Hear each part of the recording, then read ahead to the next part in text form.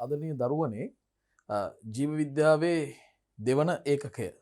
ඒ කියන්නේ ජීවයේ සෛලීය රසායනික පදනම කියන ඒකකය තුල අපි සාකච්ඡා කරන 7 වන පාඩම් මාලාව තමයි සෛල චක්‍රය සහ සෛල විභාජන ක්‍රියාවලිය.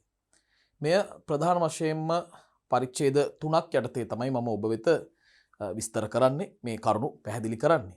එහි පළවෙනි පරිච්ඡේදයේදී අපි සෛල චක්‍රය සහ අනූනන විභාජන ක්‍රියාවලිය ගැනයි අධ්‍යයනය කරන්නේ. දෙවන පරිච්ඡේදය තුලදී ඌනන විභාජනය ඒ වගේම අර්බුද පිළිකා සහ gadu කියන තත්වයන් ගැන සාකච්ඡා කරනවා. තුන්වන පරිච්ඡේදය තුලදී මේ විභාජන ක්‍රියාවලිය සහ සෛල චක්‍රයට අදාළ ආදර්ශ ගැටලු සාකච්ඡා කිරීමක් සිදු කරනවා. එහෙමනම් අපි පළමු පරිච්ඡේදයට යමු වෙමු.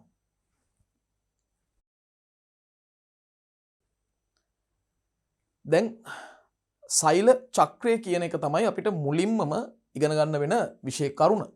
සෛල චක්‍රයට අර්ථ දැක්වීමක් තියෙනවා. ඒ අර්ථ දැක්වීමෙන්ම තමයි අපි මේ පාඩම ආරම්භ කරන්නේ. දරුවනේ එක් සෛල විභාජනයක අවසානයේ ඉඳලා ඊළඟ සෛල විභාජනය අවසන් වෙනකන් සෛලයක අනුපිළිවෙලින් සිදුවන සිදුවීම් ශ්‍රේණියක් තියෙනවා. අන්නේ සිදුවීම් සියල්ල එකට ගත්තම අපි ඒකට කියන්නේ සෛල චක්‍රයක් කියලා. බලන්න එක් සෛල විභාජනයක අවසානයේ සිට ඊළඟ සෛල විභාජනයේ අවසානයේ තෙක් සෛලයක සිදුවන සිදුවීම් අනුපිළිවෙලට තමයි සෛල චක්‍රයක් කියන්නේ. මේක විභාගයේදී ඔබෙන් විමසන්නට පුළුවන් අර්ථ දැක්වීමක් නිසා මේ කරුණු හොඳින් පාඩම් කර ගැනීමට අවශ්‍යයි. එක සෛල විභාජනයක අවසානයේ ඉඳලා ඊළඟ සෛල විභාජනයේ අවසන් වෙනකන් සෛලයක සිද්ධ වෙන අනුපිළිවෙලින් සිදුවන සිදුවීම් සියල්ලට තමයි අපි කියන්නේ සෛල චක්‍රයක් කියලා. දැන් සෛල විභාජනයක් අවසානයේදී මූලික වශයෙන් සිද්ධ වෙන්නේ මාතෘ සෛලයෙන් දුහිතෘ සෛල දෙකක් නිර්මාණය වීම. එතකොට සෛල විභාජනයේ අවසානයේ මාතෘ සෛලයට සමාන ප්‍රවේණිකව සර්වසම දුහිතෘ සෛල දෙකක් අනූනනය මගින් නිෂ්පාදනය වීමක් සිද්ධ වෙනවා. ඒ ගැනත් ඔබ දැනගන්නට අවශ්‍යයි. සෛල විභාජනයේ අවසානයේදී මාතෘ සෛලයට සමාන ප්‍රවේණිකව සර්වසම දුහිතෘ සෛල දෙකක් මේ අනූනනය කියන ක්‍රියාවලිය මගින් නිෂ්පාදනය වෙනවා. එතකොට මේ ආරම්භක කොටසේදී අපි දැනගන්න ඕනේ සෛල චක්‍රය කියන එකේ අර්ථ දැක්වීම මොකක්ද කියලා හොඳින් තේරුම් ගන්නට ඕනේ. එක් සෛල විභාජනයක අවසානයේ සිට ඊළඟ සෛල විභාජනයේ අවසන් වන තෙක් සෛලයක අනුපිළිවෙලින් සිදුවන සිදුවීම් සියල්ල තමයි සෛල චක්‍රය කියන්නේ. එතකොට සෛල චක්‍රයේදී සිද්ධ වෙන්නේ මාතෘ සෛලයක් ප්‍රවේණිකව සර්වසම දුහිතෘ සෛල දෙකක් බවට අනූනනය මගින් බෙදී යාමක් තමයි සිද්ධ වෙන්නේ. අපි ඊළඟ කොටසට යමු වෙමු. දැන් ශූන්‍යෂ්ටික සෛල චක්‍රය ගැනයි අපි අවධානය යොමු කරන්නේ. ශූන්‍යෂ්ටික සෛලවල සිදුවන සෛල චක්‍රය. මේ ක්‍රියාවලිය අපි අනූනනය කියලා හඳුන්වනවා. මේ අනූනනය නැවතත් අධ්‍යයනයේ පහසුව පිණිස ප්‍රධාන කලාවන් දෙකකට නැත්නම් අවධි දෙකකට බෙදනවා. මොනවද මේ අවධි දෙක? එකක් තමයි අන්තර් කලාව, අනිත් එක අනූනන කලාව. දැන් මේ අන්තර් කලාව සෛල චක්‍රයෙන් 90%ක තරම් ඉතා විශාල කාල පරිච්ඡේදයක් ගතවන ක්‍රියාවලියක්. අන්තර් කලාව. එතකොට ඉතුරු 10% තමයි අනූනන කලාවට වෙන් වෙන්නේ. එතකොට ශූන්‍යෂ්ටික සෛල චක්‍රය කලා දෙකකට වෙන් කරන්න පුළුවන්. මොනවද මේ කලා දෙක? අන්තර් කලාවයි අනූනන කලාව. මේ අනූනන කලාවටම M කලාව කියලාත් කියනවා. දැන් අන්තර් කලාව කියන්නේ සෛල විභාජනයේ දීර්ඝම කලාව. ඒකට 90%ක කාල පරාසයක් වෙන් කරන්නට පුළුවන්. අන්තර් කලාව සෛල විභාජනයේ දීර්ඝතම කලාව. ඒකට සෛල චක්‍රයෙන් 90%ක් පමණ ආවරණය වෙනවා. 90%ක් පමණ සෛල චක්‍රයෙන් වෙන් වෙන්නේ අන්තර් කලාවට. අන්තර් කලාව දරුවනේ අධ්‍යයනයේ පහසුව පිණිස නැවත කලාවන් 3කට නැත්නම් අවධි 3කට අපිට බෙදා වෙන් කරන්නට පුළුවන්. ඒ අවධි තමයි G1 කලාව, S කලාව, G2 කලාව. මේක වෙන විදිහකට කියන්න පුළුවන් gap 1 කලාව, ඊළාට සින්තතිස් නැත්නම් සංශ්ලේෂණ කලාව සහ අවසානයේදී gap 2 නැත්නම් දෙවන පරතර කලාව. එතකොට gap 1 කියන්නේ පළමු පරතර කලාව, S කියන්නේ සින්තතිස් ඒ කියන්නේ සංශ්ලේෂණ කලාව, ඒ වගේම gap 2 දෙවන පරතර කලාව කියලත් අපිට භාවිතා කරන්නට පුළුවන්. දැන් අන්තර් කලාවේ අනුව කලා තුනකට නැවත වෙන් කරන්න පුළුවන්. මේ කලා තුන අනුපිළිවෙලින් තමයි මේ අපි ඉදිරිපත් කරන්නේ. පළවෙනි කලාව තමයි G1 කලාව නැත්නම් ප්‍රථම පරතර කලාව. gap 1 කියන්නේ ඒකයි. සින්තතිස් නැත්තම් සංශ්ලේෂණ කලාව S කලාව කියලා හඳුන්වනවා. G2 කලාව ඒ කියන්නේ gap 2 දෙවන පරතර කලාව. ඒ අනුව අන්තර් කලාව කලා තුනකට අපිට වෙන් කරන්න පුළුවන්. අනුපිළිවෙලින් G1 කලාව, S කලාව, G2 කලාව. දැන් දරුවනේ අපි දැනගත යුතුයි මේ එක් එක් කලාවන් වලදී සෛලයක සිදුවන සිදුවීම් මොනවද කියන එක. අපි ඒ ගැනයි දැන් ඊළඟට අධ්‍යයනය කරන්නට යන්නේ. G1 කලාව. දරුවනේ මෙහිදී වැදගත් සිදුවීම් කීපයක්ම සිද්ධ වෙනවා. මේ කලාව තුලදී ප්‍රෝටීන සංශ්ලේෂණය, සෛලයක ප්‍රෝටීන සංශ්ලේෂණය සහ ඒ වගේම සෛලයේ වර්ධනයට මඟ පාදන ඉන්ද්‍රියිකා නිපදවීම සිද්ධ වෙනවා. කාර්යයන් දෙකක් මේ කරුණ තුල තියෙනවා. එකක් තමයි මේ G1 කලාව තුලදී ප්‍රෝටීන සංශ්ලේෂණයක් සිද්ධ වෙනවා. ඒ වගේම සෛලයේ වර්ධනයට මඟ පාදන උදව් කරන සෛලීය ඉන්ද්‍රියිකා නිපදවීමක් සිද්ධ වෙනවා. ඒ වගේම ඊළඟ වැදගත්ම දේ තමයි ඊළඟට එළඹෙන්නේ G1 වලින් පස්සේ එළඹෙන්නේ S කලාවනේ. S කලාවට වැදගත් වන අත්‍යවශ්‍ය ප්‍රෝටීන කීපයක්ම මේ G1 කලාවේදී කලින්ම සංශ්ලේෂණය වෙනවා. පෙර සූදානමක් විදිහට කලින්ම සංශ්ලේෂණය කරනවා මේ ප්‍රෝටීන. බලන්න එහෙනම් ඊළඟ කාරණාව S කලාව සඳහා අත්‍යවශ්‍ය ප්‍රෝටීන මේ කලාව තුලදී නිපද වේ. S කලාවට අත්‍යවශ්‍ය ප්‍රෝටීන මේ කලාව තුලදී නිපද වෙනවා. ඒතකොට දැන් අපිට ගන්න පුළුවන් G1 කලාව ගත්තම මේ කලාව තුල ප්‍රධාන සිදුවීම් තුනක් වෙනවා. එකක් තමයි ප්‍රෝටීන සංශ්ලේෂණය සිදු වෙනවා.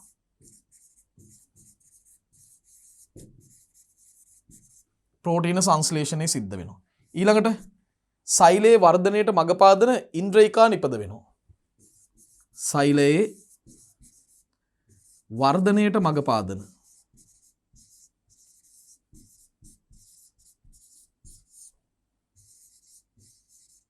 ඉන්ද්‍රියිකා නිපද වේ. සෛලයේ වර්ධනයට මඟ පාදන ඉන්ද්‍රියිකා නිපද වෙනවා. ඒ වගේම S කලාවට අත්‍යවශ්‍ය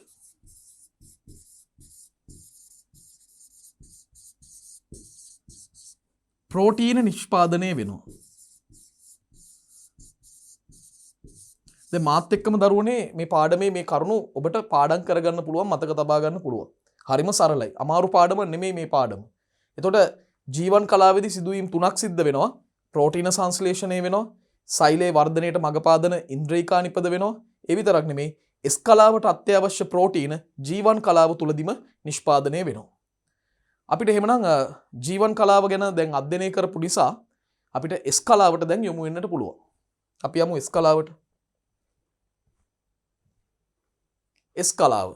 දැන් S කලාවට අපි සාමාන්‍ය ව්‍යවහාරයේදී කියන්නේ සංශ්ලේෂණ අවධිය. නැත්නම් සංශ්ලේෂණ කලාව, සින්තතිස්. සංශ්ලේෂණ කලාව. මෙතනත් ප්‍රධාන සිදුවීම් තුනක් වෙනවා. DNA ප්‍රතිවලිත වීමක් සිද්ධ වෙනවා. මොකද්ද මේ DNA ප්‍රතිවලිත වෙනවා කියන්නේ? DNA ප්‍රතිවලිත වෙනවා කියන්නේ ද්විත්වදාම DNA අණුවක් එයාට ප්‍රවේණිකව සර්ව සම DNA අණු දෙකක් බවට පරිවර්තනය වීම තමයි අපි කියන්නේ DNA ප්‍රතිවලිත වෙනවා කියලා. තනි DNA අණුවකින් සර්ව සම DNA අණු දෙකක් නිර්මාණය වීම. ඒතර DNA ප්‍රතිඵල වීමක් සිද්ධ වෙනවා. ඒ නිසාම S කලාව අවසානයේදී සෛලයේ තියෙන සමස්ත DNA ප්‍රමාණය දෙගුණ වෙනවා. දැන් ආරම්භයේදී DNA අණු 50ක් තිබ්බනම් S කලාව ආරම්භයේදී DNA අණු 50ක් තිබ්බනම් S කලාව අවසානයේදී DNA අණු 100ක් වෙන්න ඕනේ. ඇයි? සෑම DNA අණුවක්ම එයාට සර්ව සම පිටපත් දෙකක් බවට පරිවර්තනය වෙනවා. එhmenan DNA ප්‍රතිවලිත වීමක් මේ ක්‍රියාවලිය තුලදී සිද්ධ වෙනවා. DNA ප්‍රතිවලිත වීමක්. ඒ වගේම විශේෂ ප්‍රෝටීන වර්ගයක් මේ S කලාව තුලදී සංශ්ලේෂණය වෙනවා. ඒ තමයි හිස්ටෝන් ප්‍රෝටීන. හිස්ටෝන් ප්‍රෝටීන නිෂ්පාදනය වෙනවා, සංශ්ලේෂණය වෙනවා. හිස්ටෝන් ප්‍රෝටීන සංශ්ලේෂණය වෙනවා. ඊළඟට වෙන්නේ මේ හැදිච්ච දෙන්න එකට සම්බන්ධ වෙනවා. මොකද්ද? දැන් අපි දන්නවා DNA ප්‍රතිවලිත වුණාම මෙන්න මේ වගේ ද්විත්වදාම අණුවක් තමයි අපිට ලැබෙන්නේ. මේ හිස්ටෝන් ප්‍රෝටීන නිකම් පබළු වැලක් වගේ මෙන්න මේ වගේ ගෝලිකා වශයෙන් තමයි පවතින්නේ. මේ තමයි හිස්ටෝන් ප්‍රෝටීන. අපි කියනවා හිස්ටෝන් ප්‍රෝටීන ගෝලිකා.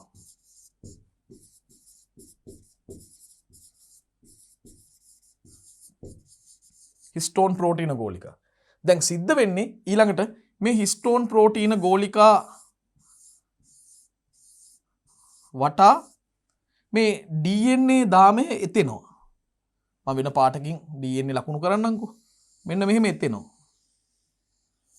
එතකොට මේ හැදෙන සමස්ත ව්‍යුහයට කියන්නේ දරුවනේ ක්‍රොමැටින් කියලා. මේ සමස්ත ව්‍යුහයට කියන්නේ ක්‍රොමැටින් කියලා. එහෙනම් ක්‍රොමැටින් සංශ්ලේෂණය වෙනවා, නිර්මාණය වෙනවා. බලන්න තුන්වෙනි කාරණාව තමයි හිස්ටෝන් ප්‍රෝටීන. නිකන් පබළු හැඩති ඒ හිස්ටෝන් ප්‍රෝටීන මත DNA වෙලීමෙන් වෙලෙනවා කියන්නේ එතීමකට ලක් වෙනවා. එතීමෙන් නිර්මාණය වෙනවා ක්‍රොමැටින්. ක්‍රොමැටින් සාදය.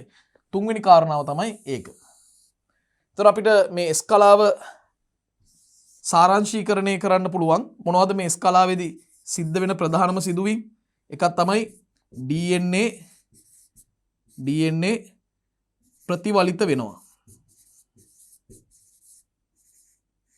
DNA ප්‍රතිවලිත වෙනවා. ඊළඟට හිස්ටෝන් ප්‍රෝටීන සංශ්ලේෂණය වෙනවා. හිස්ටෝන් ප්‍රෝටීන සංශ්ලේෂණය වෙනවා.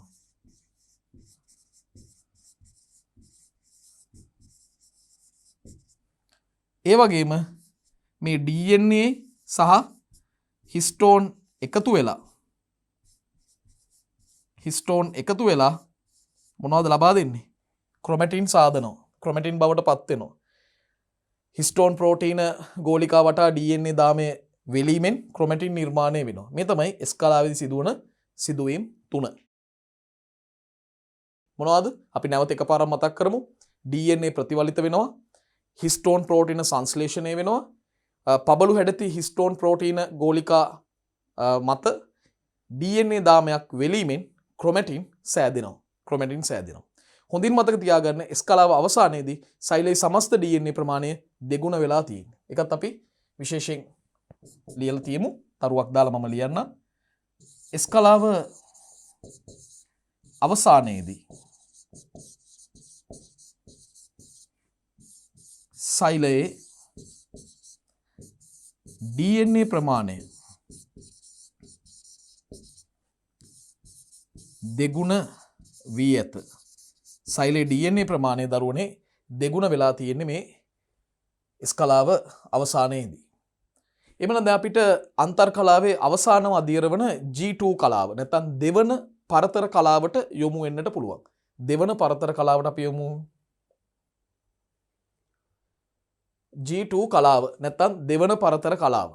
දැන් මෙතනදිත් වැදගත් සිදුවීම් කීපයක්ම සිද්ධ වෙනවා. එකක් තමයි සෛලීය ඉන්ද්‍රියකා මෙන්ම ප්‍රෝටීන සංශ්ලේෂණය මගින් මේ සෛලයේ වර්ධනය අඛණ්ඩව පවත්වා ගන්නවා. සිදුවීම් දෙකක් වෙනවා. සෛලීය ඉන්ද්‍රියකා නිපදවීමක් සිද්ධ වෙනවා, වර්ධනය වීමක් සිද්ධ වෙනවා. ඒ වගේම ප්‍රෝටීන සංශ්ලේෂණය වීමකුත් සිද්ධ වෙනවා. ඒ නිසා සමස්තයක් ලෙස සෛලයේ වර්ධනය අඛණ්ඩව සිද්ධ වෙනවා. ඒ වගේම ඊළඟට එළඹෙන්න තියෙන්නේ අන්තර් කලාව ඉවරුනහම තියෙන්නේ ශූන්‍යෂ්ටික සෛල චක්‍රයක අනූනන කලාවනේ. අනූනන කලාවට අත්‍යවශ්‍ය වන්නා වූ ප්‍රෝටීන G2 අවධියේදී නැත්නම් G2 කලාවේදී තමයි නිෂ්පාදනය වෙන්නේ. හරියට අර S කලාවට අවශ්‍ය ප්‍රෝටීන කීපයක්ම G1 වලදී නිපදුණා වගේ අනූනන කලාව ඊළඟට ආරම්භ වෙන්න යනවා M කලාව. ඒ M කලාවට අවශ්‍ය සමහර ප්‍රෝටීන වර්ග කීපයක්ම මේ G2 වලදී නිෂ්පාදනය වෙනවා. ඊළඟ කාරණාව තමයි අපි සත්ත්ව සෛලවල දකින ශාක සෛලවල අපිට මුණ ගැහෙන්නේ නැති විශේෂ ඉන්ද්‍රියකාවක් තියෙනවානේ. ඒ තමයි කේන්ද්‍ර දේහ, කේන්ද්‍රිකා යුගලක් එකිනෙකට ලම්බගව පිහිටීමෙන් ඒ නිර්මාණය වන ප්‍රදේශයේනේ කේන්ද්‍ර දේහයක් කියන්නේ. මේ කේන්ද්‍ර දේහ ද්විකරණය වෙනවා. කේන්ද්‍ර දේහ දෙගුණයක් බවට පත් වෙනවා. ද්විකරණය වීමක් සිද්ධ වෙනවා. එතකොට බලන්න G2 කලාවේදී සිද්ධ වෙන සිදුවීම් සෛලීය ඉන්ද්‍රියකා මෙන්ම ප්‍රෝටීන සංශ්ලේෂණය මගින් සෛල වර්ධනය අඛණ්ඩව පවත්වා ගනී. අනූනන කලාව සඳහා අත්‍යවශ්‍ය වන ප්‍රෝටීනත් සංශ්ලේෂණය වෙනවා. ඒ වගේම කේන්ද්‍ර දේහ ද්විකරණය වෙනවා. කේන්ද්‍ර දේහ ද්විකරණය වෙනවා. ඒතර ඕක තමයි G2 කලාවේදී සිද්ධ වෙන්නේ. මොනවද G2 කලාවේදී සිද්ධ වෙන්නේ? ඉන්ද්‍රියකා සෛලීය ඉන්ද්‍රියකා සහ ප්‍රෝටීන සංශ්ලේෂණය මගින් සෛලයේ වර්ධනය අඛණ්ඩව පවත්වා ගන්නවා. දෙවැනි කාරණාව තමයි අනූනන කලාවට අවශ්‍ය වන ප්‍රෝටීන නිපදවා ගන්නවා. තුන්වෙනි කාරණාව තමයි කේන්ද්‍ර දේහ ද්විකරණයට ලක් වෙනවා. කේන්ද්‍ර දේහ ද්විකරණයට ලක් වෙලා දෙගුණයක් බවට පත් වෙනවා. එමනම් දැන් අන්තර් කලාව මුළුමනින්ම අපි සාකච්ඡා කළා. අන්තර් කලාව කියන්නේ ශූන්‍යෂ්ටික සෛල චක්‍රයක දීර්ඝතම කලාව. මෙය සමස්ත ක්‍රියාවලියට ගතවන කාල ප්‍රමාණයෙන් 90ක් ආවරණය කරනවා, නියෝජනය කරනවා. 90%ක්. එතකොට මේ අන්තර් කලාව නැවත බෙදෙනවා කලාවන් තුනකට. මොනවද මේ කලාවන් තුන? G1 කලාව හෙවත් පළමු පරතර කලාව, S කලාව හෙවත් සංශ්ලේෂණ කලාව, G2 කලාව හෙවත් දෙවන පරතර කලාව. දැන් එක් එක් කලාවන් වලදී සිදුවන සිදුවීම් අපි නැවත මෙනෙහි කරමු. මාත් එක්ක කියන්න දරුවෝ. G1 කලාවේදී මොකද්ද වෙන්නේ? G1 කලාවේදී ප්‍රෝටීන සංශ්ලේෂණයක් සිද්ධ වෙනවා. සෛලයේ වර්ධනයට මඟ පාදන ඉන්ද්‍රියිකා සංශ්ලේෂණය වීමක් සිද්ධ වෙනවා. ඒ වගේම S කලාවට අවශ්‍ය වන්නා වූ ප්‍රෝටීන නිපදවීමක් සිද්ධ වෙනවා. දැන් S කලාවේදී සිද්ධ වෙන්නේ මොනවද? DNA ප්‍රතිවලිත වෙලා ආරම්භයේ තිබ්බ DNA ප්‍රමාණය අවසානයේදී දෙගුණ වෙනවා. හිස්ටෝන් ප්‍රෝටීන සංශ්ලේෂණය වෙනවා. ඊට පස්සේ මේ පබළු ආකාර පබළු හැඩති හිස්ටෝන් ප්‍රෝටීන ගෝලිකා වටා DNA දාමයක් වෙලීමෙන් ක්‍රොමැටින් නිර්මාණය වෙනවා. දැන් G2 දෙවන පරතර කලාව මොකද්ද මෙතෙන්දි සිද්ධ වෙන්නේ? සෛලීය ඉන්ද්‍රියිකා සහ ප්‍රෝටීන සංශ්ලේෂණය මගින් සෛලයේ වර්ධනය තවදුරටත් අඛණ්ඩව සිද්ධ වෙනවා. අනුරණ කලාවට අත්‍යවශ්‍ය ප්‍රෝටීන වර්ග සංශ්ලේෂණය වෙනවා. ඒ විතරක් නෙමෙයි කේන්ද්‍ර දේහ ද්විකරණය වෙනවා. එවන දරුණේ මෙතෙක් වෙලා අපි සාකච්ඡා කරපු සියලුම කාරණා දැන් අන්තර් කලාවට අදාළ සියලු කාරණාම් අපි නැවත පුනරීක්ෂණය කළා. මෙතනින් එහාට ඊළඟට අපි බලමු මොනවද මේ පාඩම තුලදී අපිට දැනගන්නට තියෙන්නේ කියලා. දැන් සෛල විභාජනයේදී ඉදිරි කලාවන් වලට යෑම සඳහා සෛලයක් පෙර සූදානම් සහිතවද ඉන්නේ. ඉදිරි කලාවන් වලට ඇතුල් වීම සඳහා මේ සෛලය තමන්ගේ ක්වොලිෆිකේෂන්ස් සුදුසුකම් සපුරලද ඉන්නේ. සපුරලද නැද්ද? එහෙම පරීක්ෂා කරන අපි කියන්නේ චෙක් කරනවා කියලා. එහෙම චෙක් කරන නැත්නම් පරීක්ෂා කරන විශේෂ මධ්‍යස්ථාන වගයක් සෙන්ටර්ස් වගයක් තියෙනවා මේ සෛල චක්‍රයේ ක්‍රියාවලිය තුල. ඒ වගේ ස්ථානවලට අපි කියනවා චෙක් පොයින්ට් හෙවත් පිරික්සුම් ස්ථාන කියලා.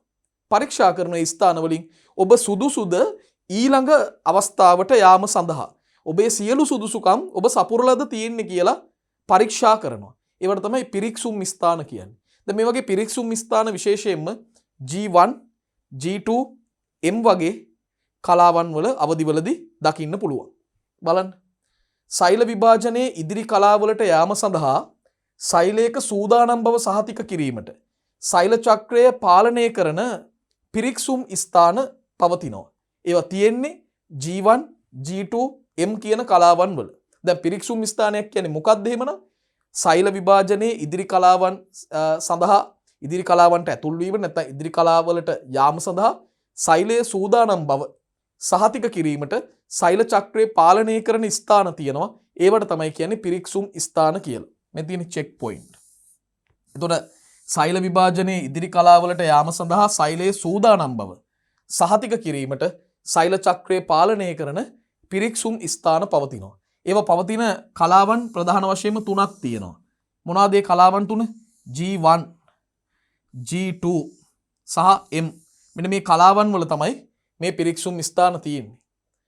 ඒ අනුව සමහර සෛලවලට G1 පිරික්සුම් ස්ථානයේදීම ඉදිරියට යෑමේ සංඥා ලැබෙනවා. ඒ නිසා මේ සෛල G1, G2 ඒ වගේම M කලාවන් සම්පූර්ණ කරලා තමන්ගේ සෛල විභාජන ක්‍රියාවලිය සම්පූර්ණ කරගන්නවා. ඒකත් ඉතා වැදගත් කරුණක්. සමහර සෛලවලට G1 පිරික්සුම් ස්ථානයේදීම ඉදිරියට යාමේ සංඥා ලැබෙනවා. ඒ සෛල මේ G1, G2, M කලාවන් සම්පූර්ණ කරලා සෛල විභාජනයට ලක් වෙනවා. දැන් බැරි වෙලා හරි මේ G1 පිරික්සුම් ස්ථානයේදී ඉදිරියට යාමේ සංඥාවක් නිකුත් වුනේ නැත්තම් ඒකෙන් කියන්නේ ඒ සෛලය තවදුරටත් සෛල විභාජන ක්‍රියාවලියේ ඉදිරි පියවර සඳහා තවමත් 100%ක්ම සූදානම් නැහැ කියන එක. අන්න එවැනි සෛල තවදුරටත් මේ සෛල චක්‍රය තුල ගමන් කරන්නේ නැතුව ඔවුන් විභාජනය නොවන වෙනත් අවධියකට නැත්නම් වෙනත් කලාවකට යොමු කරනවා. ඒ කලාව සම්පූර්ණයෙන්ම විභාජනය නොවන කලාවක්. ඒ කලාව තුලදී ඒ කලාවට ඇතුල් වෙන සෛලයක් මැරෙන කම්ම ඒ සෛලය විනාශ වෙන කම්ම විභාජනයකට ලක්වන්නේ නැහැ. විභාජනය නොවන කලාවක තමයි ඉන්නේ. ඒ වගේ කලාවකට අපි හඳුන්වනවා කියනවා G0 කලාව නැත්නම් G0 අවධිය කියලා. එහිදී ඉදිරියට යාමේ සංඥා ලබා නොදුන් විට එම සෛල චක්‍රයෙන් ඉවත් වෙලා G0 කියන කලාව ලෙස හැඳින්වෙන ජීනෝඩ් කලාව ලෙස හැඳින්වෙන විභාජනයක් සිදු නොවන අදියරකට ඇතුල් වෙනවා. එමනම් ඉදිරියට යාමේ සංඥා ලබා නොදුන් විට සෛල චක්‍රයෙන් ඉවත් වෙලා මේ ජීනෝඩ් කලාව කියලා හඳුන්වන සෛල විභාජනයක් සිදු නොවන අදියරකට ඇතුල් වෙනවා.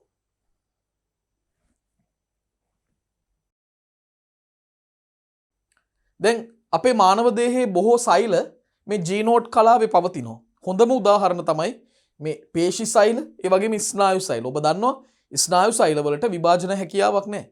ඉතින් ඔබේ ශරීරයේ තියෙන ස්නායු සෛල තවදුරටත් වැඩි වෙන්නේ නැහැ.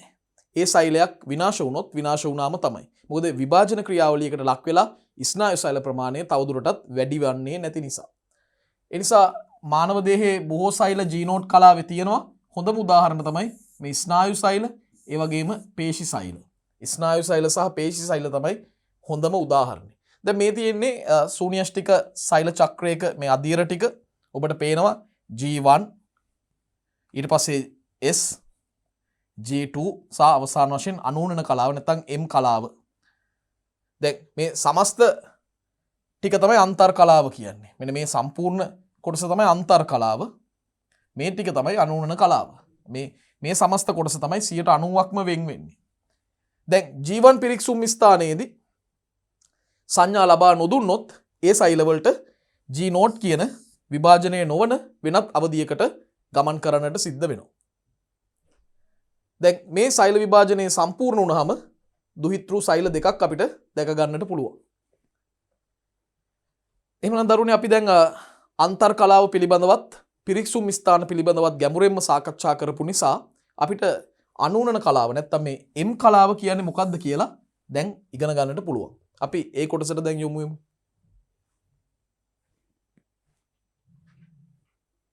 අනූනනය.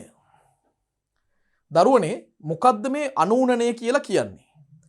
අනූනනය කියලා අදහස් කරන්නේ යම්කිසි මාතෘ සෛලයක මාතෘ න්‍යෂ්ටියක ප්‍රවේණික සංයුතියට කිසිම වෙනසක් නොවි ඒ ප්‍රවේණික සංයුතියට සර්ව සම විදිහට දුහිතෘ න්‍යෂ්ටි දෙකක් ලැබෙන පරිදි ඒ මාතෘ න්‍යෂ්ටියේ සිදුවන බෙදී යාම විභාජනය වීම තමයි අනූනනය කියන්නේ. හරිම සරලයි.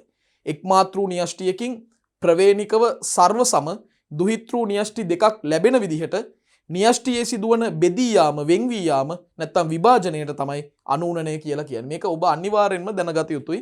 පාඩම් කරගත යුතුයි. ව්‍යුහගත ප්‍රශ්නවලදී නිතරම අහන දෙයක්. අනූනනය යනු එක්මාතෘ න්‍යෂ්ටියකින් ප්‍රවේණිකව සර්වසම දුහිතෘ න්‍යෂ්ටි දෙකක් නිපදවන න්‍යෂ්ටික විභාජන ක්‍රමය. අනූනනය කියන්නේ එකමාතෘ න්‍යෂ්ටියකින් ප්‍රවේණිකව සර්වසම දුහිතෘ න්‍යෂ්ටි දෙකක් නිපදවන විභාජන ක්‍රමය. න්‍යෂ්ටික විභාජන ක්‍රමය. න්‍යෂ්ටිය තමයි මෙතනදී බෙදී යන්නේ. දැන් සෛල චක්‍රයක ක්‍රියාවන් අපිට අධ්‍යයනය කිරීමේ පහසුව සඳහා අපි කලාවන් පහකට බෙදාගෙන තියෙනවා. මේ අනූනන කලාවන් පහකට අනූනන විභාජනය බෙදාගෙන තියෙනවා. දැන් දරුවනේ ඇත්තටම මේ අනූනනය නැත්නම් අනූනන කලාව යටතේ අදියර දෙකක් තියෙනවා. එකක් තමයි අනූනනය, අනිත් එක තමයි සෛලප්ලාස්ම විභාජනය. M කලාව කොටස් දෙකකට බෙදන්න පුළුවන් අනූනනය සහ සෛලප්ලාස්ම විභාජනය. අපි දැන් කතා කරන්නේ M කලාවේ පළවෙනි කොටස, ඒ කියන්නේ අනූනනය කියන කොටස. න්‍යෂ්ටිය විභාජනය වීම. එතකොට ඒ අනූනනය ඉගෙන ගැනීමේ පහසුව සඳහා නැවත කොටස් පහකට බෙදලා තියෙනවා. මොනවද මේ කොටස් පහ? ඒ තමයි ප්‍රාක් කලාව, පෙර යෝග කලාව, යෝග කලාව, වියෝග කලාව සහ අවසානයේදී අන්ත කලාව. එහෙම අවධි පහකට මේ සෛල චක්‍රයක ක්‍රියාවන් ඉගෙනීමේ පහසුව සඳහා අවධි පහකට වෙන් කරලා තියෙනවා. මොනවද අවධි පහ? ප්‍රාක් කලාව, පෙර යෝග කලාව, යෝග කලාව, වියෝග කලාව සහ අන්ත කලාව. අන්ත කලාව. එතකොට ඒ අවධි පහ තමයි මේ සරල රූප සටහනක දක්වා තිබෙන්නේ. දැන් අපිට ඒ ටික ගන්න පුළුවන්. මේ තමයි ප්‍රාක් කලාව. ප්‍රාක් කලාව. මේ තමයි පෙර යෝග කලාව. පෙර යෝග කලාව. මේ තමයි යෝග කලාව. යෝග කලාව. මෙන්න වියෝග කලාව. අවසාන වශයෙන් මෙතන අවධි දෙකක් තියෙනවා. අන්ත කලාව සහ සෛලප්ලාස්ම විභාජනය.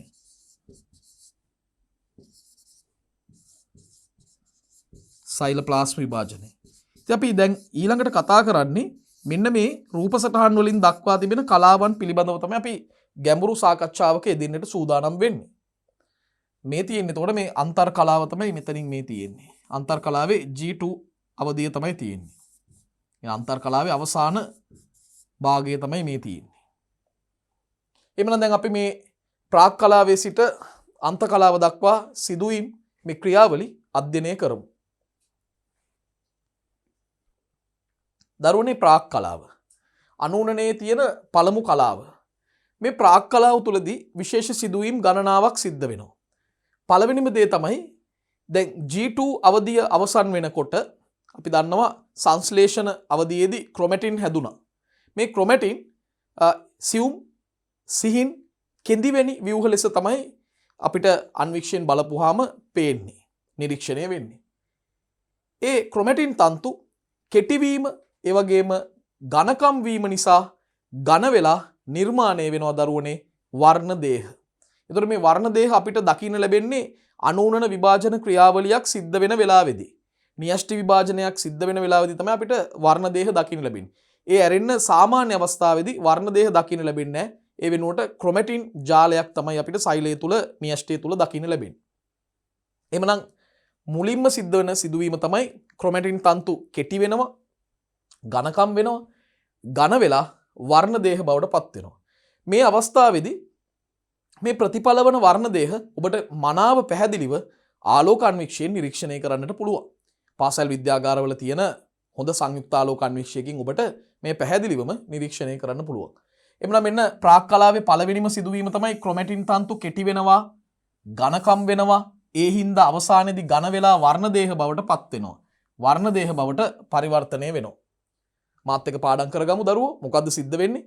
ක්‍රොමැටින් කෙටි වෙනවා, ඒ වගේම ඝනකම් වෙනවා, අවසානයේදී ඝන වෙලා වර්ණ දේහ බවට පත් වෙනවා. දැන් මේ අවස්ථාවේදී මේ වර්ණ දේහ ඊටාම පැහැදිලිව සංයුක්ත ආලෝක අන්වීක්ෂයෙන් ඔබට නිරීක්ෂණය කරන්න පුළුවන්.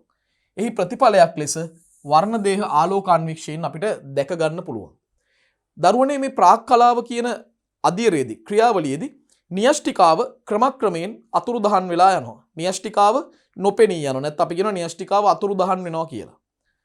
එතකොට ඒක තමයි ඊළඟට වැදගත්ම සිදුවීම. න්‍යෂ්ටිකාව අතුරුදහන් වෙලා යනවා. ඊළඟට අපිට දකින්න පුළුවන් මේ වර්ණ දේහවල විශේෂත්වය සෙන්ට්‍රොමියර මගින් සම්බන්ධ වෙලා තියෙන සහෝදර වර්ණ දේහාංශ දෙකක් සහිත වර්ණ දේහ අපිට දකින්න පුළුවන්. මෙන්න මේ කාරණාව දැන් අපි රූප සටහනකින් තේරුම් ගමු. සෙන්ට්‍රොමියර මගින් සම්බන්ධව ඇති සහෝදර වර්ණ දේහාංශ දෙකක් සහිතව අපිට වර්ණ දේහ පෙනෙනවා. මොකද්ද මේ සෙන්ට්‍රොමියරේ, මොනවද මේ සහෝදර වර්ණ දේහාංශ කියන්නේ? දරුවනේ මේ අවස්ථාවේදී අපිට මෙන්න මේ වගේ රූපයක් දකින්න පුළුවන්. මෙන්න මේ වගේ වස්තුව අපිට දකින්න පුළුවන්.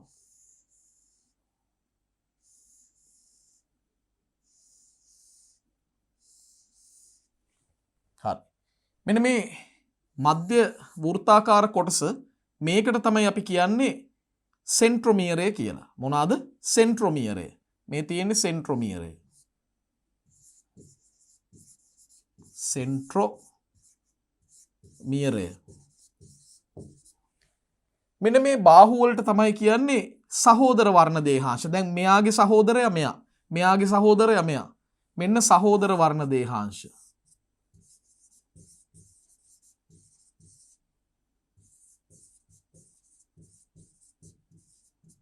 සහෝදර වර්ණ දේහාංශ.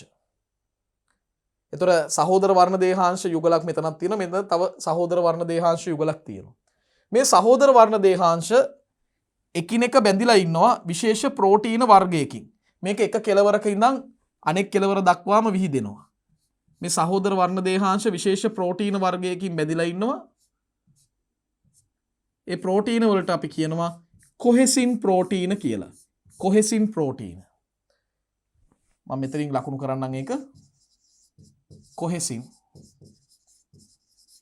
කොහෙසින් ප්‍රෝටීන. මේ කොහෙසින් ප්‍රෝටීන වලින් තමයි සහෝදර වර්ණ දේහාංශ සම්බන්ධ වෙලා තියෙන්නේ. බැඳිලා තියෙන්නේ. එතකොට අපිට කියන්න පුළුවන් සෙන්ට්‍රොමියර මගින් සම්බන්ධ වී ඇති සහෝදර වර්ණ දේහාංශ දෙකක් සහිත වර්ණ දේහ අපිට දකින්න පුළුවන්.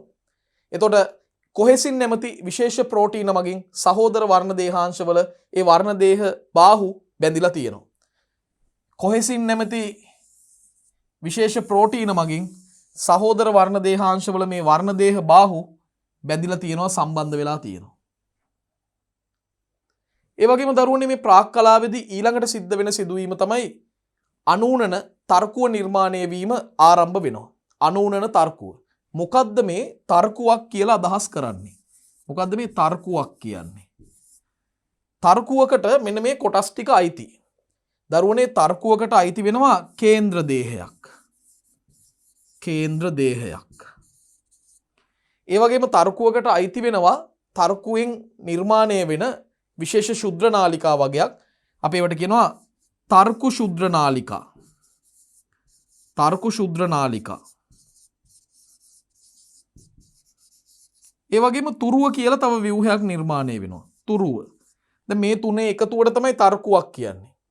මේ තුනේ එකතුවට තමයි දරුවනේ තර්කුවක් කියන්නේ. අපි තර්කුවක් දැන් ඇඳලා පෙන්නන්න අම්මා. මේ බලන්න.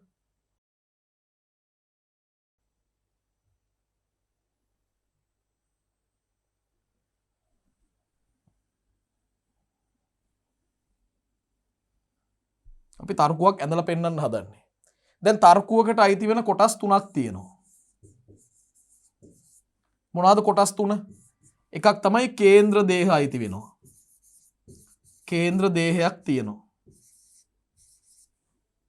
ඒ වගේම තර්කුවක දකින්න පුළුවන් තර්කු ශුද්‍ර නාලිකා කියලා ව්‍යුහ වගයක් තියෙනවා. තර්කු ශුද්‍ර නාලිකා.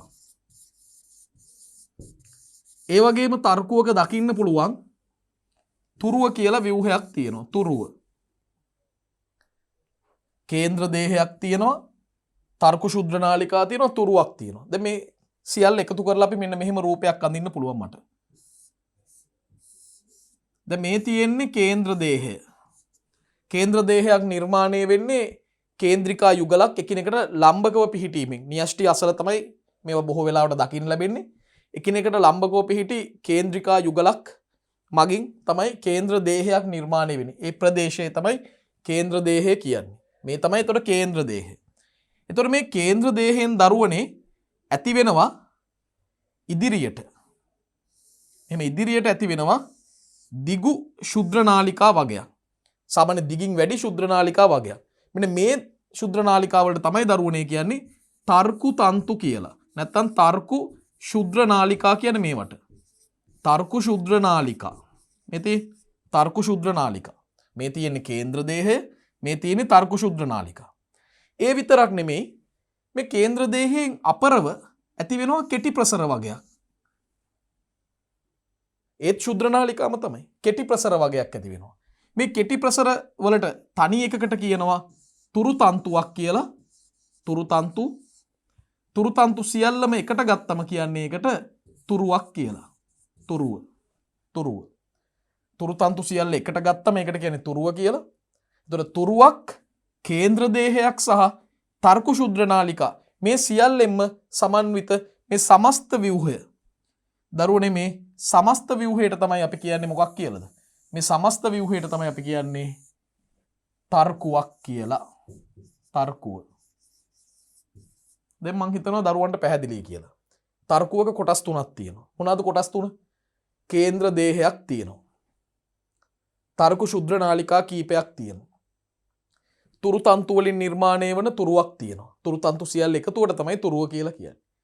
එතකොට තුරු තන්තු කෙටි ප්‍රසර, තර්කු තන්තු නැත්නම් තර්කු ශුද්‍ර නාලිකා සාපේක්ෂව දිගු ප්‍රසර. මේ තුරු තන්තු යොමු වෙන්නේ අපර දිශාවට, තර්කු ශුද්‍ර නාලිකා ඉදිරියට යොමු වෙන්නේ. ඉදිරියට තමයි නිර්මාණය වෙන්නේ, ගමන් කරන්නේ. එතකොට මේ සියල්ල එකතුවට තමයි කියන්නේ තර්කුව කියලා. එතකොට විභාජන ක්‍රියාවලියට වැදගත් වෙන ව්‍යුහයක් තමයි තර්කුව කියන එක. එතකොට අනූනන තර්කුව සෑදීම ආරම්භ වෙන්නේ මොන කලාවේද? ප්‍රාක් කලාවේ. ප්‍රාක් කලාවේදී තමයි සෑදීම ආරම්භ වෙන්නේ.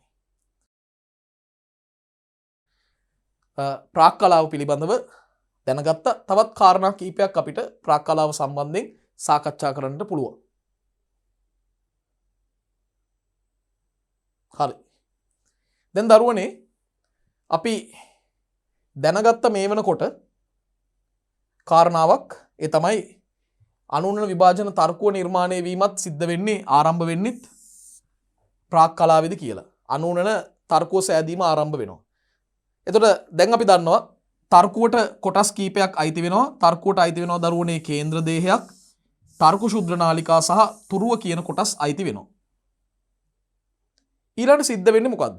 මේ කේන්ද්‍ර දේහ දෙක අතර තියෙන ශුද්‍ර නාලිකා දික්වීම හේතුවෙන්, ඒ කියන්නේ තර්කු ශුද්‍ර නාලිකා දික්වීම හේතුවෙන් කේන්ද්‍ර දේහ දෙක එකිනෙකට ප්‍රතිවිරුද්ධ ද්‍රව කරා, ද්‍රව කියන්නේ දිශාවන් කියන එක, එකිනෙකට ප්‍රතිවිරුද්ධ දිශාවන් වලට තල්ලු වෙලා ඇදිලා යනවා. එහෙම වෙන්නේ දැන් කේන්ද්ර දේහ දෙක මෙහෙම එක ළඟ තියෙනවා. දැන් මේ සමීපව තියෙන කේන්ද්‍ර දේහ වලින් නිර්මාණය වෙනවනේ ඉදිරියට තර්කු ශුද්‍ර නාලිකා. තර්කු ශුද්‍ර නාලිකා දික්වීම නිසා මේ කේන්ද්‍ර දේහ පිටිපස්සට තල්ලු වෙලා ගිහිල්ලා ප්‍රතිවිරුද්ධ ද්‍රව දෙසට ඇදිලා යනවා. ප්‍රතිවිරුද්ධ දිශාවලට ඇදිලා යන්නෙත් මේ අවස්ථාවේදීම තමයි. කේන්ද්‍ර දේහ අතර ශුද්‍ර නාලිකා දික්වීම හේතු කොටගෙන කේන්ද්‍ර දේහ සෛලයේ ප්‍රතිවිරුද්ධ ද්‍රව වලට චලනය වෙනවා. ප්‍රතිවිරුද්ධ ද්‍රව නැත්නම් ප්‍රතිවිරුද්ධ දිශාවන් වලට චලනය වීම සිද්ධ වෙනවා.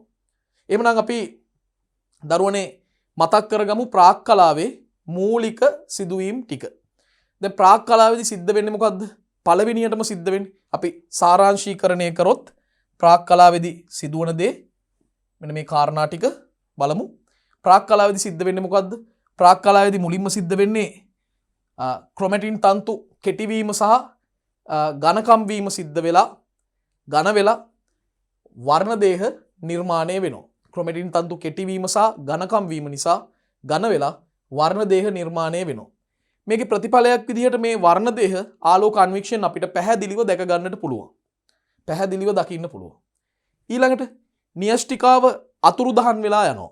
න්‍යෂ්ටිකාව අතුරුදහන් වෙලා යනවා. සෙන්ට්‍රොමියරේ මගින් සම්බන්ධ වී ඇති සහෝදර වර්ණ දේහාංශ දෙකක් සහිත වර්ණ දේහ අපිට දකින්න පුළුවන්. මෙතනදී මේ සහෝදර වර්ණ දේහාංශවල වර්ණ දේහ බාහු එකිනෙක සමග සම්බන්ධ වෙනවා විශේෂ ප්‍රෝටීනයකින්, කොහෙසින් කියලා ප්‍රෝටීනයකින්. ඒක එක කෙලවරක ඉඳලා අනෙක් කෙලවර දක්වාම සම්බන්ධතාවය පවත්වා ගන්නවා. ඒ වගේම අනූනන විභාජන තර්කුව සෑදීම ආරම්භ වෙනවා. මෙතනදී මම කිව්වා තර්කුව කියලා අදහස් කරන්නේ කොටස් තුනක එකතුවක්. මොනවාද කොටස් තුන? කේන්ද්‍ර දේහයක්, ඒ වගේම තර්කු ශුද්‍ර නාලිකා සහ තුරුව කියන කොටස් තුන එකතුවට තමයි විභාජන තර්කුව කියලා නැත්නම් අනූනන තර්කුව කියලා කියන්නේ. එතකොට අවසාන වශයෙන් කේන්ද්‍ර දේහ දෙක අතර තියෙන ශුද්‍ර නාලිකා නැත්නම් තර්කු ශුද්‍ර නාලිකා තවදුරටත් දික්වීම නිසා කේන්ද්‍ර දේහ දෙක එකිනෙකින් ඈත් වෙලා ප්‍රතිවිරුද්ධ ද්‍රව කරා චලනය වීම ආරම්භ කරනවා. කේන්ද්‍ර දේහ දෙක අතර ශුද්‍ර නාලිකා දික්වීම හේතු කොටගෙන කේන්ද්‍ර දේහ සෛලයේ ප්‍රතිවිරුද්ධ ද්‍රව දෙසට චලනය වෙන්නට පටන් ගන්නවා. ප්‍රතිවිරුද්ධ ද්‍රව දෙසට චලනය වීමට පටන් ගන්නවා. ඒක තමයි ප්‍රාක් කලාව තුලදී සිදුවන සිදුවීම් මාලාව. එහෙමනම් දරුවනේ අපිට ප්‍රාක් කලාවට අදාළ රූප සටහනකුත් දැන් අධ්‍යයනය කරන්නට පුළුවන්. මේ බලන්න. මේ තියෙන්නේ අන්වීක්ෂයකින් ලබාගත් රූපයක්. මේ තියෙන අපි සාමාන්‍ය විදිහට අඳින රූප සටහනක්. දැන් හොඳින් ඔබට පේනවා න්‍යෂ්ටිකාව මේ වන විටත් අතුරුදහන් වෙලා. හැබැයි න්‍යෂ්ටි පටලේ නම් තියෙනවා. න්‍යෂ්ටි ආවරණේ තියෙනවා. හැබැයි න්‍යෂ්ටිකාව අතුරුදහන් වෙලා. මෙන්න වර්ණ දේහ නිරූපණය වෙනවා. මෙන්න වර්ණ දේහ පේනවා. මේ තියෙන සෙන්ට්‍රොමියර තමයි මේ තියෙන්නේ. මේ ස්ථානවල සෙන්ට්‍රොමියර තියෙන්නේ. වර්ණ දේහ අපිට දකින්න ලැබෙනවා. ඒ වගේම මෙන්න කේන්ද්‍ර දේහ දෙක එකිනෙකට ප්‍රතිවිරුද්ධ ද්‍රව කරා ගමන් කිරීම ආරම්භ කරනවා. ඒගොල්ලන්ගෙන් නිර්මාණය වෙනවා තර්කු ශුද්‍ර නාලිකා සහ තුරු තන්තු නිර්මාණය වීම සිද්ධ වෙනවා. මේ තමයි ප්‍රාක් කලාව. අනූන්න විභාජනයේ ප්‍රාක් කලාව තමයි මේ තියෙන්නේ. දැන් අපි සාරාංශීගතකරණය කරොත් මොනවද සිද්ධ වෙන්නේ? ක්‍රොමැටින් කෙටි වෙලා, ඝනකම් වෙලා, ඝන වෙලා වර්ණ දේහ නිර්මාණය වෙනවා. මේ අවස්ථාවේදී ඊටම පැහැදිලිව ආලෝක අන්වීක්ෂණයෙන් මේ වර්ණ දේහ දකින්නට අපිට අවස්ථාව තියෙනවා. න්‍යෂ්ටිකාව අතුරුදහන් වෙලා යනවා. ඒ වගේම සෙන්ට්‍රොමියරයට සම්බන්ධ වී පවතින සහෝදර වර්ණ දේහාංශ දෙකකින් යුත් වර්ණ දේහ දකින්න ලැබෙනවා. මේ සහෝදර වර්ණ දේහාංශවල වර්ණ දේහ බාහු එක් කෙලවරක සිට අනෙක් කෙලවර දක්වාම කොහෙසින් කියලා හඳුන්වන විශේෂ ප්‍රෝටීන වර්ගයකින් බැඳිලා තියෙනවා. සමන්විත වෙනවා. ඒ වගේම දරුවනේ අනූනන විභාජන තර්කුව සෑදීම ආරම්භ වෙනවා. මෙහිදී තර්කුවට අයත් වන කොටස් වෙන්නේ කේන්ද්‍ර දේහ, ඒ වගේම තර්ක ශුද්‍ර නාලිකා සහ තුරුව කියන කොටස්. දැන් මෙතන තර්කුව නිර්මාණය වීමත් සමග සිද්ධ වෙන දෙයක් තමයි ශුද්‍ර නාලිකා දික්වීම නිසා කේන්ද්‍ර දේහ එකිනෙකට ප්‍රතිවිරුද්ධ ද්‍රව කරා චලනය වීම ආරම්භ කරනවා. ඒ තමයි අපිට ප්‍රාක් කලාව ගැන කියන්න තියෙන මූලික කරුණු ටික.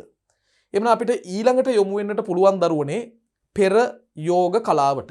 ඒ තමයි අනූනනේ දෙවන අවස්ථාව පෙර යෝග කලාව. මොකද්ද පෙර යෝග කලාවේදී වෙන්නේ? බලන්න. මෙච්චර වෙලා කැඩිලා බිඳිලා නැතුව ඊටාම හොඳින් පැවතිච්ච න්‍යෂ්ටි පටල නැත්නම් න්‍යෂ්ටි ආවරණය කැඩිලා බිඳිලා යනවා. න්‍යෂ්ටි ආවරණය බිඳ වැටෙන්නේ දරුවනේ පෙර යෝග කලාවේදී. දැන් න්‍යෂ්ටිකා වතුරු දහන්න උනේ ප්‍රාක් කලාවේදී. න්‍යෂ්ටි පටලය නැත්නම් න්‍යෂ්ටි ආවරණය බිඳ වැටෙන්නේ පෙර යෝග කලාවේදී. වර්ණ දේහ තවදුරටත් ඝනකම් වීම සිදු වෙනවා. ඒ කියන්නේ ක්‍රොමැටින් තවදුරටත් කෙටි වෙලා ඝනකම් වෙලා වර්ණ දේහ බවට ඝන වීම තවදුරටත් සිද්ධ වෙනවා. ප්‍රාක් කලාවෙන් අතර වෙන ක්‍රියාවලිය යන්නේ මේ වර්ණ දේහ ඝන වීම තවදුරටත් පෙර යෝග කලාව තුලත් අපිට දකින්නට පුළුවන්. ඒ නිසා වර්ණ දේහ තවදුරටත් ඝන බවට පත් වෙනවා. ඊළඟට මේ කයිනෙටකෝ කියලා හඳුන්වන විශේෂ ප්‍රෝටීන වර්ගයක් තියෙනවා. ඒක අපිට විභාජන ක්‍රියාවලියදීමයි මුණ ගැහෙන්නේ. කයිනෙටකෝ කියන විශේෂ ප්‍රෝටීනයක් මගින් මේ එක් වර්ණ දේහයේ වර්ණ දේහාංශවල සෙන්ට්‍රොමියර් අසලදී සම්බන්ධ වීමක් සිද්ධ වෙනවා. එක් වර්ණ දේහවල වර්ණ දේහාංශ අසලදී සෙන්ට්‍රොමියරයට සම්බන්ධ වෙනවා මේ කයිනෙටකෝ කියන ප්‍රෝටීන වර්ගය. දැන් ඒක අපි රූප සරහනකට එකතු කරොත් මෙන්න මේ විදිහට නිරූපණය කරන්නට පුළුවන්. මේ තියෙන සෙන්ට්‍රොමියරය. හරි. දැන් කයිනෙටකෝ ප්‍රෝටීනමය ප්‍රදේශ දෙකක් මේ දෙපැත්තෙන් අපිට දකින්නට පුළුවන්. මෙන්න මේ ප්‍රදේශය. මේ එක ප්‍රදේශයක්. කයිනෙටකෝ ප්‍රෝටීනමය ප්‍රදේශයක්. මේ අනෙක් ප්‍රදේශය. මෙන්න අනෙක් ප්‍රදේශය. කයිනෙටකෝ ප්‍රෝටීනේ බැඳිලා තියෙන ප්‍රදේශ දෙක. දැන් අර සහෝදර වර්ණ දේහාංශ කොහොමද තියෙන්නේ? මේ වර්ණ දේහාංශ පවතින්නේ මෙන්න මේ විදිහට. ඒවා මේ කයිනෙටකෝ ප්‍රෝටීන ප්‍රදේශවලට තමයි ප්‍රදේශවලින් කයිනෙටකෝ ප්‍රෝටීන ප්‍රදේශවලින් තමයි සම්බන්ධ වෙන්නේ සෙන්ට්‍රොමියරයට.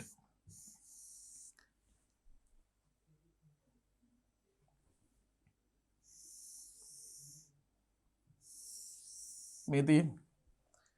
දැන් ඔබට පැහැදිලි ඇති. සෙන්ට්‍රොමියරයට සම්බන්ධ වෙන්නේ කයිනෙටකෝ ප්‍රෝටීන ප්‍රදේශ හරහා. මේ තමයි ඒ සහෝදර වර්ණ දේහාංශ යුගල. දැන් ඒ අය අතර සම්බන්ධතාවය පවතින්නේ කොහොමද? ඒ අය අතර සම්බන්ධතාවය පවතින්නේ කොහෙසින් කියන ප්‍රෝටීනය මගින්. මෙන්න කී කොහෙසින් ප්‍රෝටීන. ඇත්තටම දරුවනේ මේ කොහෙසින් ප්‍රෝටීනය මේ සෙන්ට්‍රොමියර අතරත් තියෙනවා. ඇත්තටම සෙන්ට්‍රොමියර අතරත් මේ කොහෙසින් ප්‍රෝටීනය දකින්න පුළුවන්. මෙන්න කොහෙසින්. එතකොට කයිනෙටකෝ කියන්නේ මෙන්න මේ ප්‍රදේශය. මේ තමයි කයිනෙටකෝ.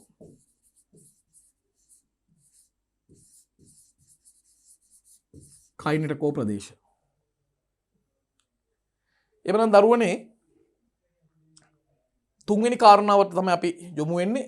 කයිනෙටකෝ නමින් හැඳින්වෙන විශේෂ ප්‍රෝටීනයක් මගින් එක් වර්ණ දේහයේ වර්ණ දේහාංශවල සෙන්ට්‍රොමියර් අසලදී සම්බන්ධ වීමක් සිද්ධ වෙනවා. කයිනෙටකෝ නමින් හැඳින්වෙන විශේෂ ප්‍රෝටීනයක් මගින් එක් වර්ණ දේහයේ වර්ණ දේහාංශවල සෙන්ට්‍රොමියර් අසලදී සම්බන්ධ වෙනවා. දැන් මේ වර්ණ දේහවල කයිනෙටකෝ වලට සම්බන්ධ වෙලා තියෙන සමහර ශුද්‍ර නාලිකා වර්ණ දේහ ඉදිරියට සහ පසුපසට චලනය කරනවා. මේ කාරණාවෙන් කියන්නේ මොකද්ද බලන්න. වර්ණ දේහවල කයිනෙටකෝ වලට සම්බන්ධ වී ඇති සමහර ශුද්‍ර නාලිකා. දැන් සමහර ශුද්‍ර නාලිකා ඉන්නවා ඒවා මේ වර්ණ දේහවල කයිනෙටකෝ ප්‍රදේශවලට සම්බන්ධයි. මෙන්න එහෙම ඉන්න ශුද්‍ර නාලිකා කයිනෙටකෝ ප්‍රදේශවලට සම්බන්ධයි. ඒ අයට කියනවා විශේෂ නමක් කයිනෙටකෝ ශුද්‍ර නාලිකා කියලා. නෙට කෝර් ශුද්‍ර නාලිකා මේනේ කයිනෙටකෝ ශුද්‍ර නාලිකා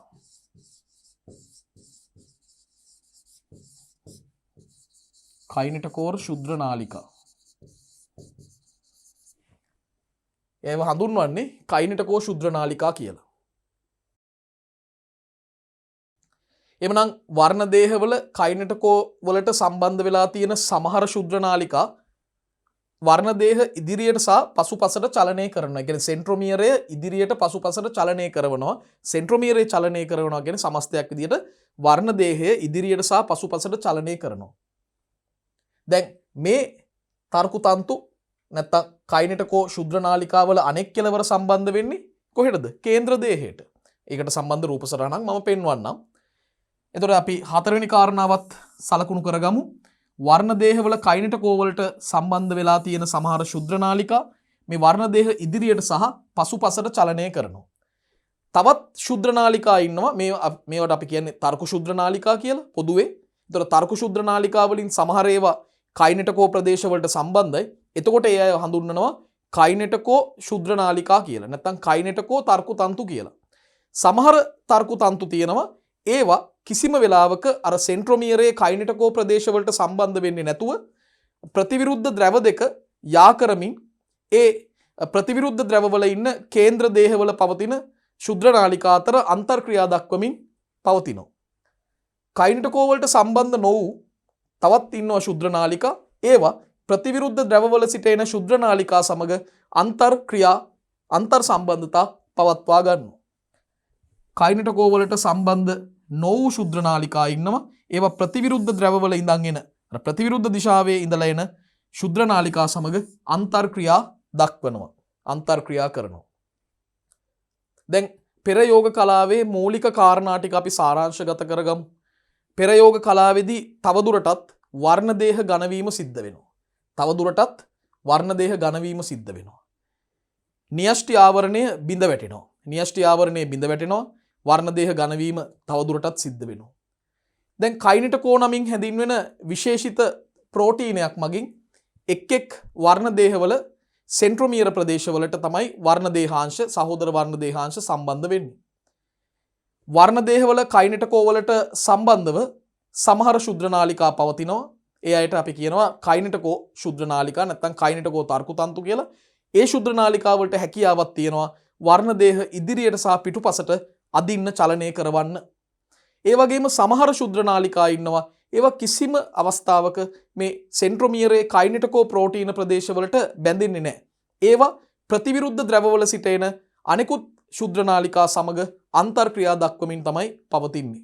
මේ සියලු සාරාංශීකරණය කරපු කාරණා ටික අපි රූප සටහනකින් දැන් අධ්‍යයනය කරමු.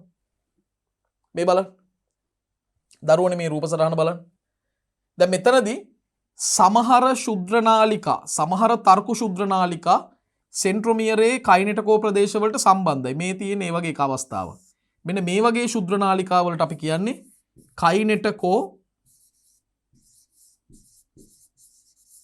කයිනෙටකෝර් ශුද්‍ර නාලිකා කියලා. කයිනෙටකෝ ශුද්‍ර නාලිකා නැත්නම් කයිනෙටකෝර්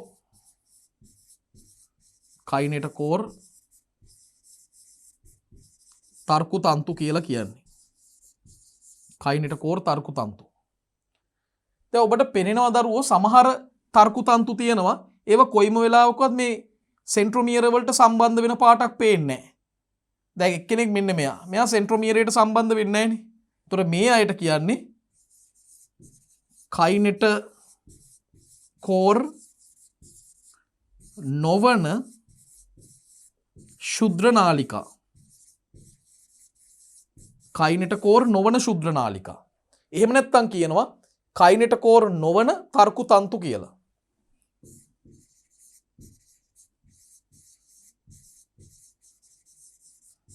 කයිනෙටකෝර් නොවන තර්කු තන්තු. කයිනෙටකෝර් නොවන තර්කු තන්තු කියලා මේ අයව හඳුන්වනවා. ඒතර ඒ අය තමයි ප්‍රතිවිරුද්ධ ද්‍රවවල සිටින අනෙකුත් ශුද්‍ර නාලිකා සමග අන්තර්ක්‍රියා දක්වන්නේ. දැන් ඔබට පේනවා මේ වන විට න්‍යෂ්ටි පටලයේ මේ න්‍යෂ්ටි ආවරණේ නැත්තම් න්‍යෂ්ටි පටලයේ මුළුමනින්ම බිඳ වැටෙනවා.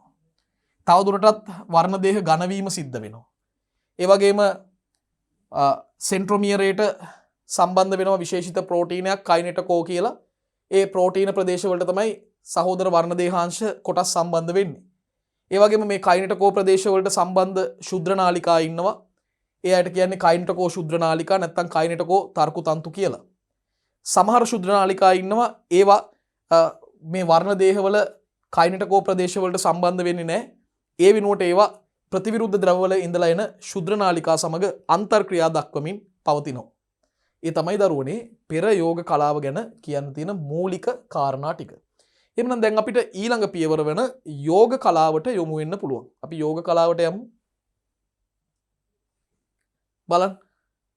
දැන් යෝග කලාව වෙනකොට කේන්ද්‍ර දේහ මුළුමනින්ම ප්‍රතිවිරුද්ධ ද්‍රව වලට ගමන් කරලා ඒ ප්‍රතිවිරුද්ධ ද්‍රවවල ස්ථානගතව තමයි පවතින්නේ. ප්‍රතිවිරුද්ධ ද්‍රව වලට ගමන් කරලා ඒ ප්‍රතිවිරුද්ධ ද්‍රවවල ස්ථානගත වෙලා ඉන්නෝ පිහිටලා තියෙනවා. කේන්ද්‍ර දේහ ප්‍රතිවිරුද්ධ ද්‍රව දෙසට ළඟා වේ. කේන්ද්‍ර දේහ සම්පූර්ණයෙන්ම වගේ ප්‍රතිවිරුද්ධ ද්‍රව දෙසට ළඟා වෙනවා. දැන් මේ එක එක ද්‍රවයේ ඉඳලා සමාන දුරකින් සමදුරකින් පිහිටන මනක්කල්පිත රේඛාවක් තියෙනවා. මනක්කල්පිත රේඛාවක් නැත්නම් මනක්කල්පිත තලයක් තියෙනවා. ඒක ඇත්ත වශයෙන්ම නැහැ අපි විසින් නිර්මාණය කරගන්න ගොඩනගා ගන්න මනක්කල්පිත රේඛාවක්. මේ රේඛාවට නැත්නම් මේ තලයට කියනවා ලස්සන නමක් යෝග කලා තලය. යෝග කලා තලය. එතකොට යෝග කලා තලය කොතනද තියෙන්නේ? සෑම ද්‍රවයකම සමාන දුරකින්. එක් එක් ද්‍රවයේ සිට සමාන දුරකින් තමයි සෛලයේ මැදට වන්නට මැදට වෙන්න තමයි මේ යෝග කලා තලය පිහිටන්නේ. එක් එක් ද්‍රවයේ සිට සමදුරින් පිහිටි යෝග කලා තලයේ ලෙස හඳුන්වන ස්ථානයකට මේ වෙනකොට වර්ණ දේහ පැමිණිලා අවසන් වෙනවා. ඒ වර්ණ දේහ හරියටම යෝග කලා තලයේ මත පෙළ ගැහෙනවා. එතකොට යෝග කලා තලයේ මත පවතින්නේ සෑම වර්ණ දේහයකම සෙන්ට්‍රොමියරය තමයි පවතින්නේ. සෑම වර්ණ දේහයකම සෙන්ට්‍රොමියර යෝග කලා තලයේ මත පිහිටනවා. සෑම වර්ණ දේහයකම සෙන්ට්‍රොමියර යෝග කලා තලය මත පිහිටනවා. දැන් මේ කියන කාරණා ටික සරල රූප සටහනකින් ඇන්දොත් මේ බලන්න දරුවෝ. දැන් මේ සෛලය නම් මේ තමයි එක ද්‍රවයක තියෙන කේන්ද්‍ර දේහය. ඒකෙන් නිර්මාණය වන කෙටි ප්‍රසර තමයි තුරුව. මේ තමයි ප්‍රතිවිරුද්ධ ද්‍රවයේ තියෙන කේන්ද්‍ර දේහය. දැන් මේ ද්‍රව දෙකට සමදුරින් පිහිටන මනක්කල්පිත රේඛාව තමයි මෙන්න මේ යෝග කලා තලය. ඔය තියෙන්නේ මේ දෙකට සමදුරින් පිහිටනවා කියලා සලකමු. මේ තමයි යෝග කලා තලය. යෝග කලා තලය. දැන් මේ අවස්ථාව වන විට යෝග කලා තලය මත සියලුම වර්ණ දේහවල සෙන්ට්‍රොමියර පිහිටනවා. මෙන්න මේ අනාදි වශයෙන් මේ බලන්න. මෙන්න සෙන්ට්‍රොමියරයක්. එක වර්ණ දේහයක. දෙකේ වර්ණ දේහාංශ මෙන්න තියෙනවා. දැන් ඔබට පේනවනේ. මෙන්න තව එකක් ගන්න. තව සෙන්ට්‍රොමියරයක් හරියටම යෝග කලා තලයේ මත පිහිටනවා. එයාගේ වර්ණ දේහාංශ මෙන්න.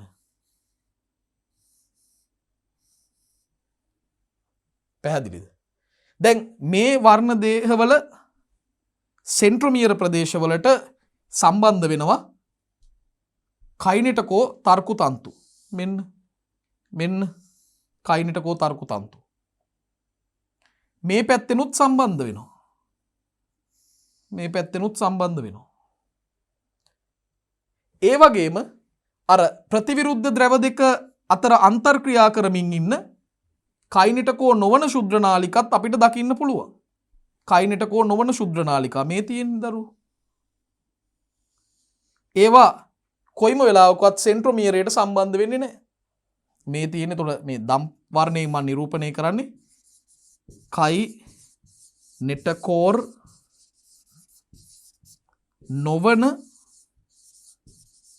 නොවන ශුද්‍ර නාලිකා. කයිනෙටකෝ නොවන ශුද්‍ර නාලිකා තමයි දම් පාටින් ලකුණු කරේ. එතකොට මේ නිල් පාටින් ලකුණු කරේ කාවද? නිල් පාටින් ලකුණු කරන්නේ කයිනෙටකෝ ශුද්‍ර නාලිකා. නැත්නම් කයිනෙටකෝ තර්කු තන්තු. කයිනෙටකෝර් ශුද්‍ර නාලිකා. කයිනෙටකෝර් ශුද්‍ර නාලිකා. එතකොට යෝග කලා තලයේ ඔබට පේනවා මේ මනක් කල්පිත අක්ෂය රේඛාව. ඒක තියෙන හැම වෙලාවෙම එක් එක් ද්‍රවයට සමදුරින් තමයි මේ යෝග කලා තලය පිහිටන්නේ.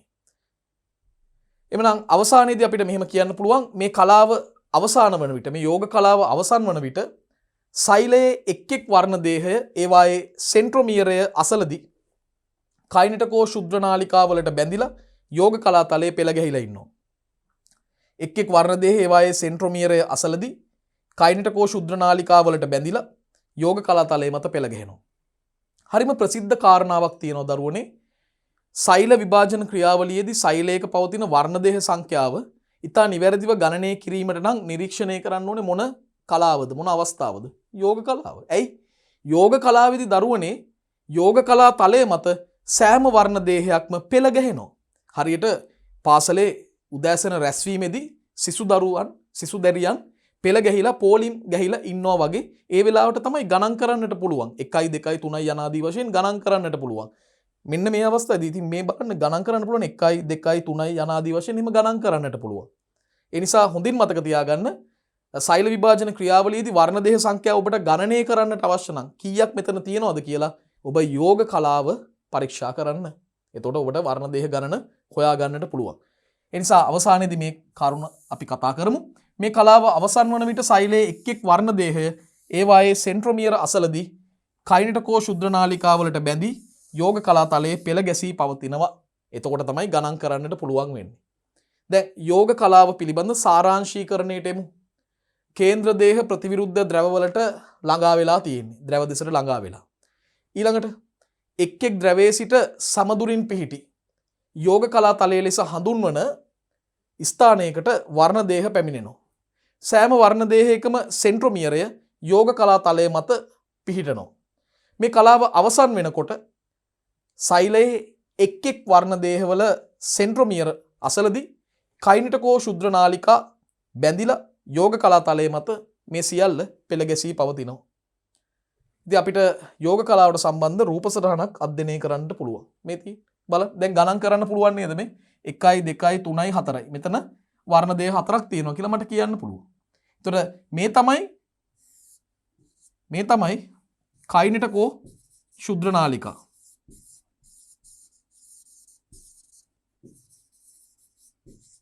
කයිනෙටකෝ ශුද්‍ර නාලිකා වලින් සෙන්ට්‍රොමියරයට සම්බන්ධ වෙලා ඉන්නවා. දැන් මේ තියෙන්නේ එතකොට මේ ඉන්නේ කයිනෙටකෝ නොවන ශුද්‍ර නාලිකා.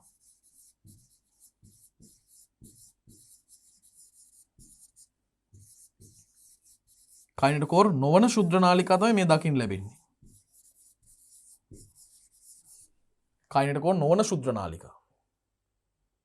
එතකොට මේ මනක් කල්පිත අක්ෂය තමයි දරුවනේ සමදුරින් පවතින මේ තමයි යෝග කලා තලය. යෝග කලා තලය. ඒ තමයි මේ තියෙන්නේ. යෝග කලා තලය තමයි මේ තියෙන්නේ. එහෙමනම් අපි යෝග කලාව පිළිබඳවත් ඊටම හොඳින් කරුණු සාකච්ඡා කරපු නිසා අපිට දැන් වියෝග කලාවට යොමු වෙන්නට පුළුවන්. අපි වියෝග කලාවට යොමු වෙමු. බලන්න දරුවනේ වියෝග කලාව. දැන් මේ යෝග වෙනවා කියන්නේ එකතු වෙනවා කියන එක. වියෝග වෙනවා කියන්නේ ඒකේ විරුද්ධ දේ වෙන්වීමක් වෙනවා. මෙතනදී වෙන්වීමක් ගැනයි මේ අපි කතා කරන්න යන්නේ. කොහොමද වෙන් වෙන්නේ? දරුවනේ සහෝදර වර්ණ දේහාංශ සෙන්ට්‍රොමියර වලින් වෙන් වෙනවා. කොහොමද එහෙම වෙන් වෙන්නේ? මම පොඩ්ඩක් රූප සටහන ඔබට මතක් කරන්න බලන්න. අපි මෙන්න මේ විදිහට මේ රූප සටහන ඇන්දේ. මේ සෙන්ට්‍රොමියරේ තියෙනවා කයිනෙටකෝ ප්‍රෝටීන සහිත ප්‍රදේශ දෙකක්. කයිනෙටකෝ ප්‍රෝටීනය සහිත ප්‍රදේශ දෙකක් තියෙනවා.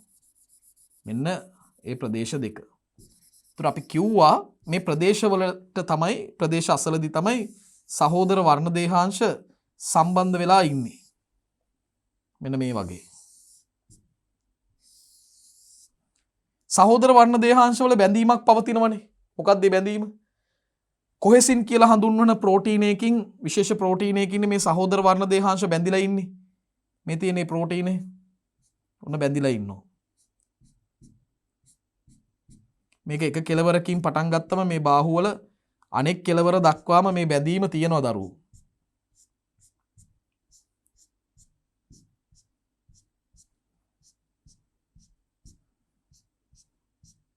මෙන්න මෙහෙම බැඳිලා තියෙනවා. කලින් මං කාරණාවකදී කිව්වා මේ බැඳීම සෙන්ට්‍රොමියර කොටස් වලත් බැඳීමක් විදිහට තියෙනවා. මේ සෙන්ට්‍රොමියරත් බැඳිලා තියෙනවා මේ කොහෙසින් ප්‍රෝටීනෙන්. ඇත්ත වශයෙන්ම සෙන්ට්‍රොමියරයත් කොටස් දෙකක් විදිහට තමයි පවතින්නේ. කොහෙසින් වලින් තමයි මේ බැඳීම ඇති කරන්නේ. දැන් ශුද්‍රනාලිකා සම්බන්ධ වෙන්නේ කොහෙටද බලන්න. ශුද්‍රනාලිකා සම්බන්ධ වෙන්නේ මෙන්න මෙහෙම. මේ තියෙන්නේ. මෙන්න ශුද්‍රනාලිකා සම්බන්ධ වෙනවා. මෙන්න ශුද්‍රනාලිකා සම්බන්ධ වෙනවා. මේ තමයි කයිනෙටකෝ ශුද්‍රනාලිකා. දරුවනේ ප්‍රතිවිරුද්ධ ද්‍රව වලින් මේ කයිනෙටකෝ ශුද්‍රනාලිකා වලට කෙටිවීමක් සිද්ධ වෙනවා. මේ ප්‍රතිවිරුද්ධ ද්‍රවවල ඉඳලා ඉන්න කයිනෙටකෝ ශුද්‍රනාලිකා සෙන්ට්‍රොමියරයට සම්බන්ධ දෙපැත්තෙන්ම දෙපසින්ම කෙටිවීමක් සිද්ධ වෙනවා. දැන් කෙටි වෙනකොට මොකද වෙන්නේ? මේ පැත්තට අදින්න උත්සාහ කරනවා මේ ශුද්‍රනාලිකාව මේ කොටස මේ පැත්තට අදින්න උත්සාහ කරනවා. මේ ශුද්‍රනාලිකාව මේ සෙන්ට්‍රොමියරේ මේ පැත්තට අදින්න උත්සාහ කරනවා. කෙටි වෙන නිසා කයිනෙටකෝ ශුද්‍රනාලිකා කෙටිවීමක් සිද්ධ වෙනවා. කෙටි වෙනකොට මේ ශුද්‍රනාලිකා එකිනෙක උත්සාහ කරන්නේ තමන්ගේ පැත්තට තමන්ගේ ද්‍රවයට මේ කයිනෙටකෝ ශුද්‍රනාලිකාව සහිත සෙන්ට්‍රොමියරය අදින්න. මේ ඇතිවන ආතති තත්ත්වය නිසා දරුවනේ සෙන්ට්‍රොමියර කොටස් දෙක අතර බැඳීම පවතින කොහෙසින් ටික තිය වෙලා යනවා බිඳ වැටෙනවා. ඒ විතරක් නෙමේ සහෝදර වර්ණ දේහාංශවල වර්ණ දේහවල බාහු බන්ධගෙන ඉන්න කොහෙසින් ටික බිඳ වැටෙනවා දිය වෙන්න පටන් ගන්නවා. ඒ නිසා තවදුරටත් මේ බැඳීම නැතු වෙලා යනවා නැත්තරම නැති වෙලා යනවා. ඒ අවස්ථාවේදී සෙන්ට්‍රොමියරය පැලිලා කොටස් දෙකකට වෙන් වෙලා එක් සෙන්ට්‍රොමියර කොටස මේ තර්කු ශුද්‍රනාලිකාව මගින් නැත්නම් කයිනෙටකෝ ශුද්‍රනාලිකාව මගින් අදින ද්‍රවය වෙත ඇදිලා යනවා. වියෝග කලාව කියන්නේ වෙන් වෙනවා කියන්නේ ඒක තමයි. බලන්න. කයිනෙටකෝ වලට සම්බන්ධ ශුද්‍රනාලිකා කෙටි වෙනවා. ඒගොල්ලන් තමයි මේකට හේතු වෙන්නේ. කයිනෙටකෝ වලට සම්බන්ධ ශුද්‍රනාලිකා කෙටි වෙනවා. එතකොට වර්ණ දේහාංශ ප්‍රතිවිරුද්ධ ද්‍රව දෙසට තමයි ඇදෙන්න පටන් ගන්නෙ. සහෝදර වර්ණ දේහාංශ සෙන්ට්‍රොමියරේනුත් වෙන් වෙනවා. ඒ වෙන් වෙන්නේ අර කොහෙසින් ප්‍රෝටීන බිඳ වැටෙන හින්දා. කොහෙසින් ප්‍රෝටීනේ බිඳ වැටෙන්නේ ඇයි? බිඳ වැටෙන්න හේතුව තමයි මේ කයිනෙටකෝ වලට සම්බන්ධ ශුද්‍රනාලිකා කෙටිවීම නිසා ඇතිවන ආතති බලය. ඒ නිසා තමයි මේ තත්ත්වය ඇති වෙන්නේ. එතකොට කයිනෙටකෝ වලට සම්බන්ධ නොවිච්ච ශුද්‍රනාලිකා මොකද වෙන්නේ? ඒගොල්ලන් තව තවත් දික් වෙලා සෛලේ දිගින් වැඩි කරනවා. සෛලේ දිග වැඩි කිරීමට තමයි ඒගොල්ලන් දායක වෙන්නේ.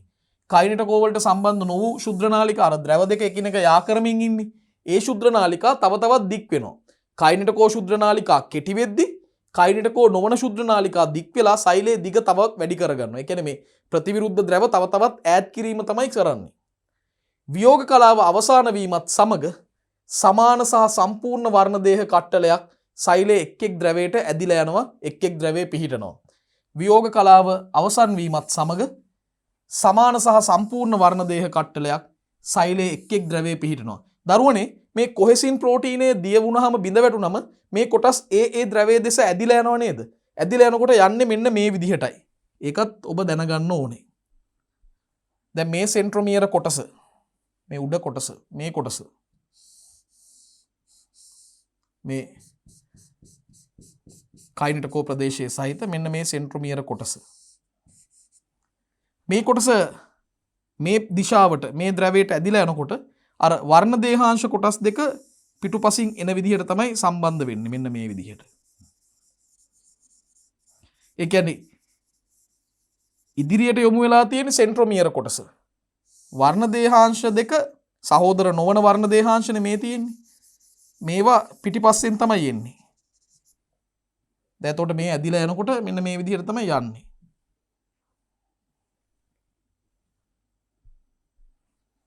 මෙන්න මේ පැත්තට ඇදිලා යනවා. දැන් අනිත් එක්කෙනාට ඒ දෙයම තමයි වෙන්නේ. බලන්න අනිත් එක්කෙනාට වෙන දේ.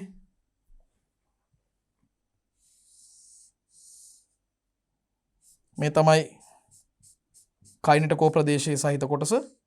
මේ සෙන්ට්‍රොමියරේ දැන් මෙතනදිත් මෙන්න වර්ණ දේහාංශ කොටස්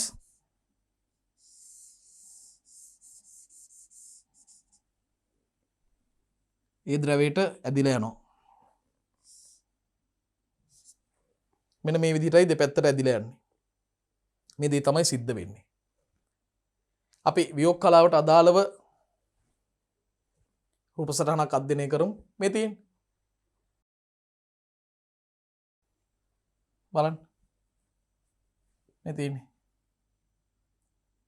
එතනදී ද්‍රව දෙක එකිනෙක යා කරමින් ඉන්න ශුද්‍ර නාලිකා ඒවා දිගින් තවත් වැඩි වෙලා සෛලයේ දිග වැඩි කරනවා. හැබැයි සෙන්ට්‍රොමියර ප්‍රදේශ වලින් වෙන් වෙලා මේ වර්ණ දේහාංශ කොටස් එක් එක් ද්‍රවය කරා ඇදිලා යනවා. ඒ අනුව මේ වියෝග කලාව අවසන් වෙලා ඊළඟට අන්ත කලාව එළඹෙනකොට පැහැදිලිවම එකම සෛලයේ ප්‍රතිවිරුද්ධ ද්‍රවවල සර්ව සම වර්ණ දේහ කට්ටලේ බැගින් නිර්මාණය වෙලා තියෙනවා. අපි එමනම් වියෝග කලාවේ කාරණා ටික නැවත සාරාංශගත කරගමු. මොකද්ද මෙතනදි වෙන්නේ? සහෝදර වර්ණ දේහාංශවල සෙන්ට්‍රොමියර වලින් වෙන් වෙනවා. මේක සිද්ධ වෙන්නේ කයින්ඩකෝ ශුද්‍ර නාලිකා කෙටි වීම නිසා වර්ණ දේහාංශ ප්‍රතිවිරුද්ධ ද්‍රව දෙසට ඇදෙනවා. එතකොට කයින්ඩකෝ වලට සම්බන්ධ නොවූ ශුද්‍ර නාලිකා තවදුරටත් දික් වීම නිසා සෛලේ දිග වැඩි වෙනවා. වියෝග කලාව අවසන් වීමත් සමගම මොකද වෙන්නේ? සමාන හා සම්පූර්ණ වර්ණ දේහ කට්ටල සෛලේ එක් එක් ද්‍රවයේ නැත්නම් ප්‍රතිවිරුද්ධ ද්‍රවවල පිහිටනවා. අපි අන්ත කලාවට එනවා. ඒ තමයි අනූනනයේ අවසානම කලාව. දැන් ප්‍රතිවිරුද්ධ ද්‍රවවල තියෙන එක් එක් වර්ණ දේහ කට්ටලේ වටේ දැන් නැවතත් න්‍යෂ්ටි ආවරණය නැත්නම් න්‍යෂ්ටි පටලයේ නිර්මාණය වෙන්නට පටන් ගන්නවා. න්‍යෂ්ටි පටලයේ නිර්මාණය වෙනවා එක් එක් වර්ණ දේහ කට්ටලේ වටා නැවතත් න්‍යෂ්ටි පටලයේ නිර්මාණය වෙනවා. අතුරුදහන් වෙච්ච න්‍යෂ්ටිකාව මෙන්න දැන් නැවත පෙනෙන්නට පටන් ගන්නවා. අතුරුදහන් වෙච්ච න්‍යෂ්ටිකාව නැවත පෙනෙන්නට පටන් ගන්නවා. ප්‍රතිවිරුද්ධ ද්‍රවවල තියෙන එක් එක් වර්ණ දේහ කට්ටලේ වටා න්‍යෂ්ටි ආවරණය නැවත සෑදෙනවා. නැවත න්‍යෂ්ටි ආවරණය නිර්මාණය වෙනවා. ඒ වගේම මෙතෙක් අපිට දකින්න ලැබිච්ච තර්කු ශුද්‍ර නාලිකා තර්කුව එයා බිඳ වැටෙනවා. මේක අපි ලස්සන විද්‍යානුකූල වචනකින් කියනවා තර්කු ශුද්‍ර නාලිකා විබහු අවයවීකරණය වෙනවා. දැන් බහු අවයවීකරණය වෙනවා කියන්නේ එකතු වෙනවා. විබහු අවයවීකරණය වෙනවා කියන්නේ වෙන් වෙනවා බිඳ වැටෙනවා කියන එක. තර්කුව බිඳ වැටෙනවා. තර්කු ශුද්‍ර නාලිකා විබහු අවයවීකරණය වෙනවා. ඒ වගේම මේ වෙනකොට ඝනකම් වෙලා තිබ්බ වර්ණ දේහ වල ඝනකම් භාවය ඉවත් වෙනවා. ඒ කියන්නේ මේ වර්ණ දේහ ලෙහිලා ඝන වීම අඩු වෙලා නැවත ක්‍රොමැටින් ජාලයක් බවට පත් වෙනවා. බලන්න ක්‍රොමැටින් සෑදීමට වර්ණ දේහ ලිහිලා ඝන වීම අඩු වෙනවා. ඒ අනුව අවසානයේදී එකිනෙකට ප්‍රවේණිකව සර්වසම දුහිතෘ න්‍යෂ්ටි දෙකක් ප්‍රතිවිරුද්ධ ද්‍රවවල අපිට දක ගන්න පුළුවන් එකම සෛලයේ තාම සෛලයේ බෙදුන්නේ නැහැ. සෛල ප්ලාස්මයේ බෙදුන්නේ නැහැ. එකම සෛලයේ තුල ප්‍රතිවිරුද්ධ ද්‍රවවල ප්‍රවේණිකව සර්වසම න්‍යෂ්ටි දෙකක් දකින්නට ලැබෙනවා. න්‍යෂ්ටි දෙකක් දකින්නට ලැබෙනවා. දැන් මේක රූප සරහනකට ඉදිරිපත් කළොත් අපිට මෙන්න මේ විදිහට දක්වන්න පුළුවන්. දැන් මෙන්න එක න්‍යෂ්ටි ආවරණයක් මෙන්න තව න්‍යෂ්ටි ආවරණයක් ප්‍රතිවිරුද්ධ ද්‍රවවල. දැන් කේන්ද්‍ර දේහය දකින්න ලැබෙනවා. හැබැයි මේ වන විට විභාජන තර්කුව බිඳ වැටලා තියෙන්නේ. න්‍යෂ්ටිකාව යලිත් අතුරුදහන් වෙලා හිටපු න්‍යෂ්ටිකාව පේන්න පටන් ගන්නවා. දැන් වර්ණ දේහ ඝනකම අඩු වෙලා ඒ වර්ණ දේහ ලිහිමකට ලක් වෙලා ක්‍රොමැටින් බවට පත් වෙනවා. මෙන්න ක්‍රොමැටින්.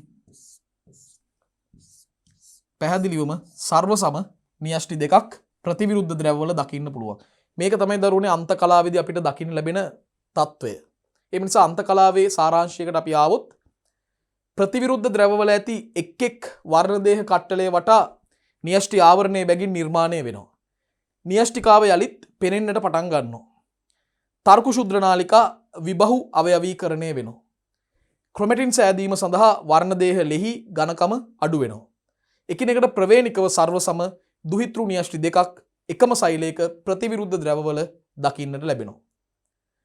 එහෙමනම් දරුවනේ අපි අන්ත කලාව අවසන් කරලා දැන් සෛල දෙකක් බවට පත් කිරීමේ සෛල ප්ලාස්ම විභාජනයට යොමු වෙන්නයි හදන්නේ.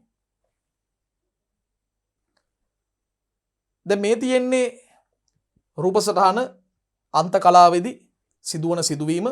නැවත න්‍යෂ්ටි පටල නිර්මාණය වෙනවා න්‍යෂ්ටි ආවරණය නිර්මාණය වෙනවා න්‍යෂ්ටිකාව මෙන්න පේන්න පටන් ගන්නවා මෙන්න අතුරුදහන් වෙච්ච න්‍යෂ්ටිකාව පේනවා මේ න්‍යෂ්ටිකාව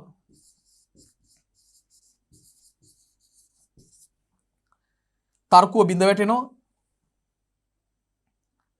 තර්ක ශුද්‍ර නාලිකා විබහුව අවයවීකරණය වෙනවා අර වර්ණ දේහ දැන් ටික ටික එහි ඝනකම ලෙහිලා ඝනකම අඩු වෙලා වර්ණ දේහ ලෙහිලා ඝනකම අඩු වෙලා ක්‍රොමැටින් බවට නැවතපත් වෙනවා යනවා සෛලයේ ප්‍රතිවිරුද්ධ ද්‍රවවල ප්‍රවේණිකව සර්ව සම දුහිතෘ න්‍යෂ්ටි දෙකක් එකම සෛලයේ දකින්නට අපිට අවස්ථාවක් ලැබෙනවා. දරුවනේ අනූනන විභාජන ක්‍රියාවලියේ අවසාන අදියරට අපි එන්නේ M කලාවෙත් අවසානම කොටස ඒ තමයි සෛලප්ලාස්ම විභාජනය. දැන් අන්ත කලාව අවසන් වෙන විට සෛලප්ලාස්ම විභාජනය ආරම්භ වෙනවා.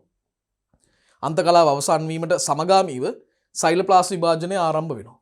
දැන් මේ අනූනන විභාජනයේදී මේ අනූන විභාජනය අවසන් වෙනකොට පැහැදිලිවම ප්‍රවේණිකව සර්වසම දුහිතෘ සෛල දෙකක් නිපද වෙනවා. ඒ දෙක නිපද වෙන්නේ සෛලප්ලාස්ම විභාජන ක්‍රියාවලිය මගින්. දැන් මේක සිද්ධ වෙන්නේ කොහොමද? ඒක හොඳට පැහැදිලි කරගන්න මම රූපසටහනුත් ඔබට ඇඳලා පෙන්නන්නම්. අපි තෝරගත්ත ඇතුළත් කරපු රූපසටහන් වගේකුත් තියෙනවා. දැන් සත්ත්ව සෛලවලදී කොහොමද සෛලප්ලාස්ම විභාජනය සිද්ධ වෙන්නේ? මේ බලන්න. කොහොමද සත්ත්ව සෛලවල සෛලප්ලාස්ම විභාජනයක් සිද්ධ වෙන්නේ? දරුවනේ දැන් මේ තියෙන්නේ සත්ත්ව සෛලයක්. සත්ත්ව සෛලයක් තියෙනවා. දැන් මෙන්න ප්‍රතිවිරුද්ධ ද්‍රවවල සර්වසම න්‍යෂ්ටි දෙකක් නිර්මාණය වෙලා තියෙනවා. මෙතනදී මුලින්ම සිද්ධ වෙන්නේ මේ සෛලයේ මැද ප්‍රදේශයෙන් ප්ලාස්ම පටලය සෛල ප්ලාස්මයේ දෙසට ඇතුළට මෙන්න මෙහෙම නෙරා එනවා. ඇතුළට නෙරා එනවා. ඇතුළට එබෙනවා. මෙන්න මේ විදිහට. එතකොට අපිට පේනවා නිර්මාණය වෙන්නේ මෙන්න මේ වගේ පෙනුමක් අපිට දකින්න ලැබෙනවා.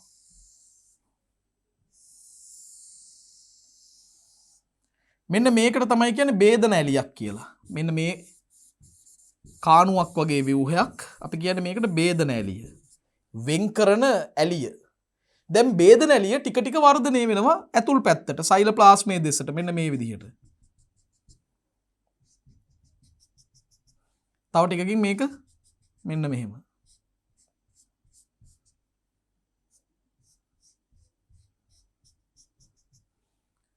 ඉතින් ભેදන ඇලිය දිගටම වර්ධනය වීමත් සමග අවසානයේදී අපිට පැහැදිලිවම එකිනෙකින් වෙන් වෙච්ච දුහිතෘ සෛල දෙකක් දකින්න පුළුවන්. මේ දුහිතෘ සෛල දෙක ප්‍රවේණිකව සර්ව සමයි.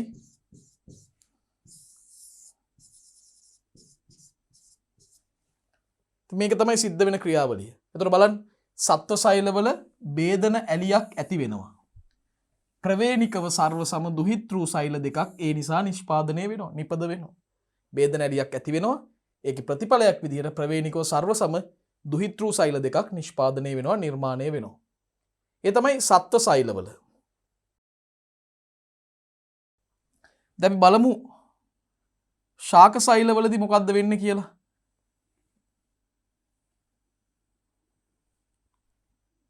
දරුණේ ශාක සෛලවලදී සෛලප්ලාස්ම විභාජනය සිද්ධ වෙන්නේ මෙන්න මේ විදිහට. ભેදන ඇලියක් නිර්මාණය වෙන්නේ නැහැ. ඇයි? මොකද ශාක සෛලයක පිටතින්ම තියෙන්නේ ඝනකම් සෛල බිත්තියනේ. ભેදන ඇලියක් නිර්මාණය වෙන්නේ නැහැ. දැන් මේ සෛලයේ අපිට දකින්න පුළුවන් මෙන්න දුහිතෘ න්‍යෂ්ටිය. මේ සෛලයේ අනික් ප්‍රතිවිරුද්ධ ද්‍රවයේ තියෙනවා මේ දුහිතෘ න්‍යෂ්ටිය. ඒ වගේම අඳින්න ඕනේ අපි සෛල බිත්තිය තමයි මේ ඇන්දේ. එහෙනම් ප්ලාස්ම පටලයත් අඳින්න ඕනේ. මෙන්න ප්ලාස්ම පටලය.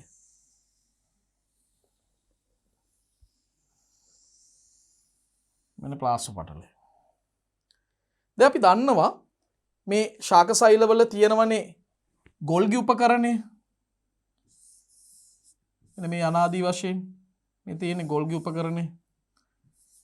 ඒක ඇති වෙන මේ ගෝලාකාර මඩි තියෙනවා. මේ මඩි සෛලයේ මැද ප්‍රදේශයට ගමන් කරනවා.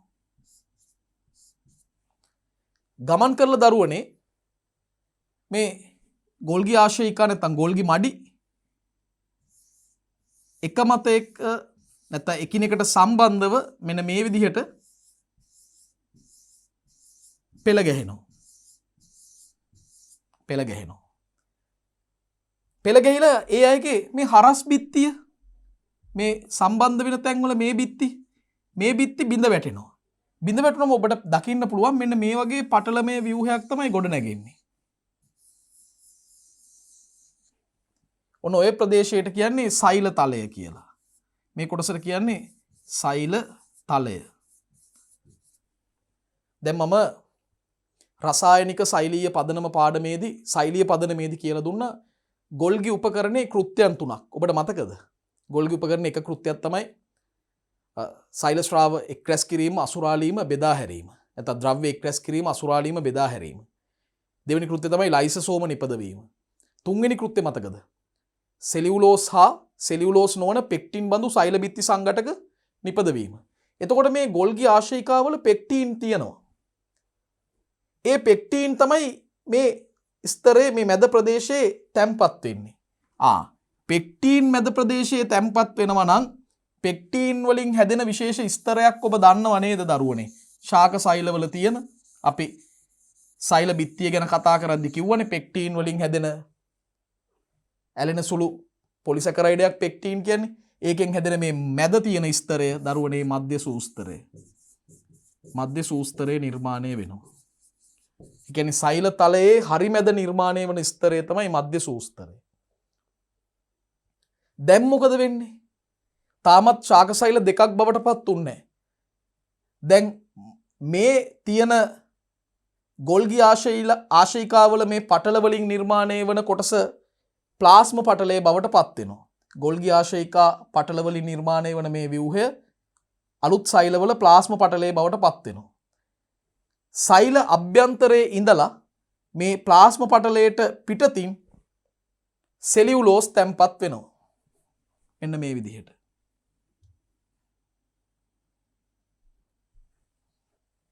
සෙලියුලෝස් තැන්පත් වෙනවා. මේ දෙපැත්තෙන්ම ඇවිල්ලා තැන්පත් වෙනවා. මෙහෙනුත් වෙනවා. දැන් මේ සෙලියුලෝස් තැන්පත් වීම නිසා සෙලියුලෝස් වලින් ඝනකම් වෙච්ච ස්තරයක් දෙපැත්තෙන්ම හැදෙනවා. ඒ තමයි අලුත් ශාක සෛලවල සෛල බිත්ති. අලුත් ශාක සෛලවල සෛල බිත්ති නිර්මාණය වෙනවා. මේ එන්නේ සෙලියුලෝස්. එතකොට පැහැදිලිවම ශාක සෛල දෙකක් බවට බෙදෙනවා. ඇයි මේ සෛල බිත්තියෙන් වෙන් වෙනවා මේ ශාක සෛලය, මේ සෛල බිත්තියෙන් මේ ශාක සෛලය වෙන් වෙනවා. ඔන්න ඕකයි සිද්ධ වෙන්නේ. ભેදන ඇලියක් ඇති වෙන්නේ නැහැ. සෛල තලයක් ඇති වෙනවා. ඒ සෛල තලයේ හරි මැද පෙක්ටින් තැන්පත් වීමෙන් මධ්‍ය සූස්තරය නිර්මාණය වෙනවා. ඉන්පස්සේ නව ශාක සෛලවල ප්ලාස්ම පටල වලට පිටතින් ප්ලාස්ම පටලයට පිටතින් සෙලියුලෝස් තැන්පත් වෙලා නව සෛල බිත්ති නිර්මාණය වෙලා ශාක සෛල විභාජනය වෙනවා. ශාක සෛල දෙකක් බවට පත් වෙනවා. මේක තමයි සිද්ධ වෙන්නේ.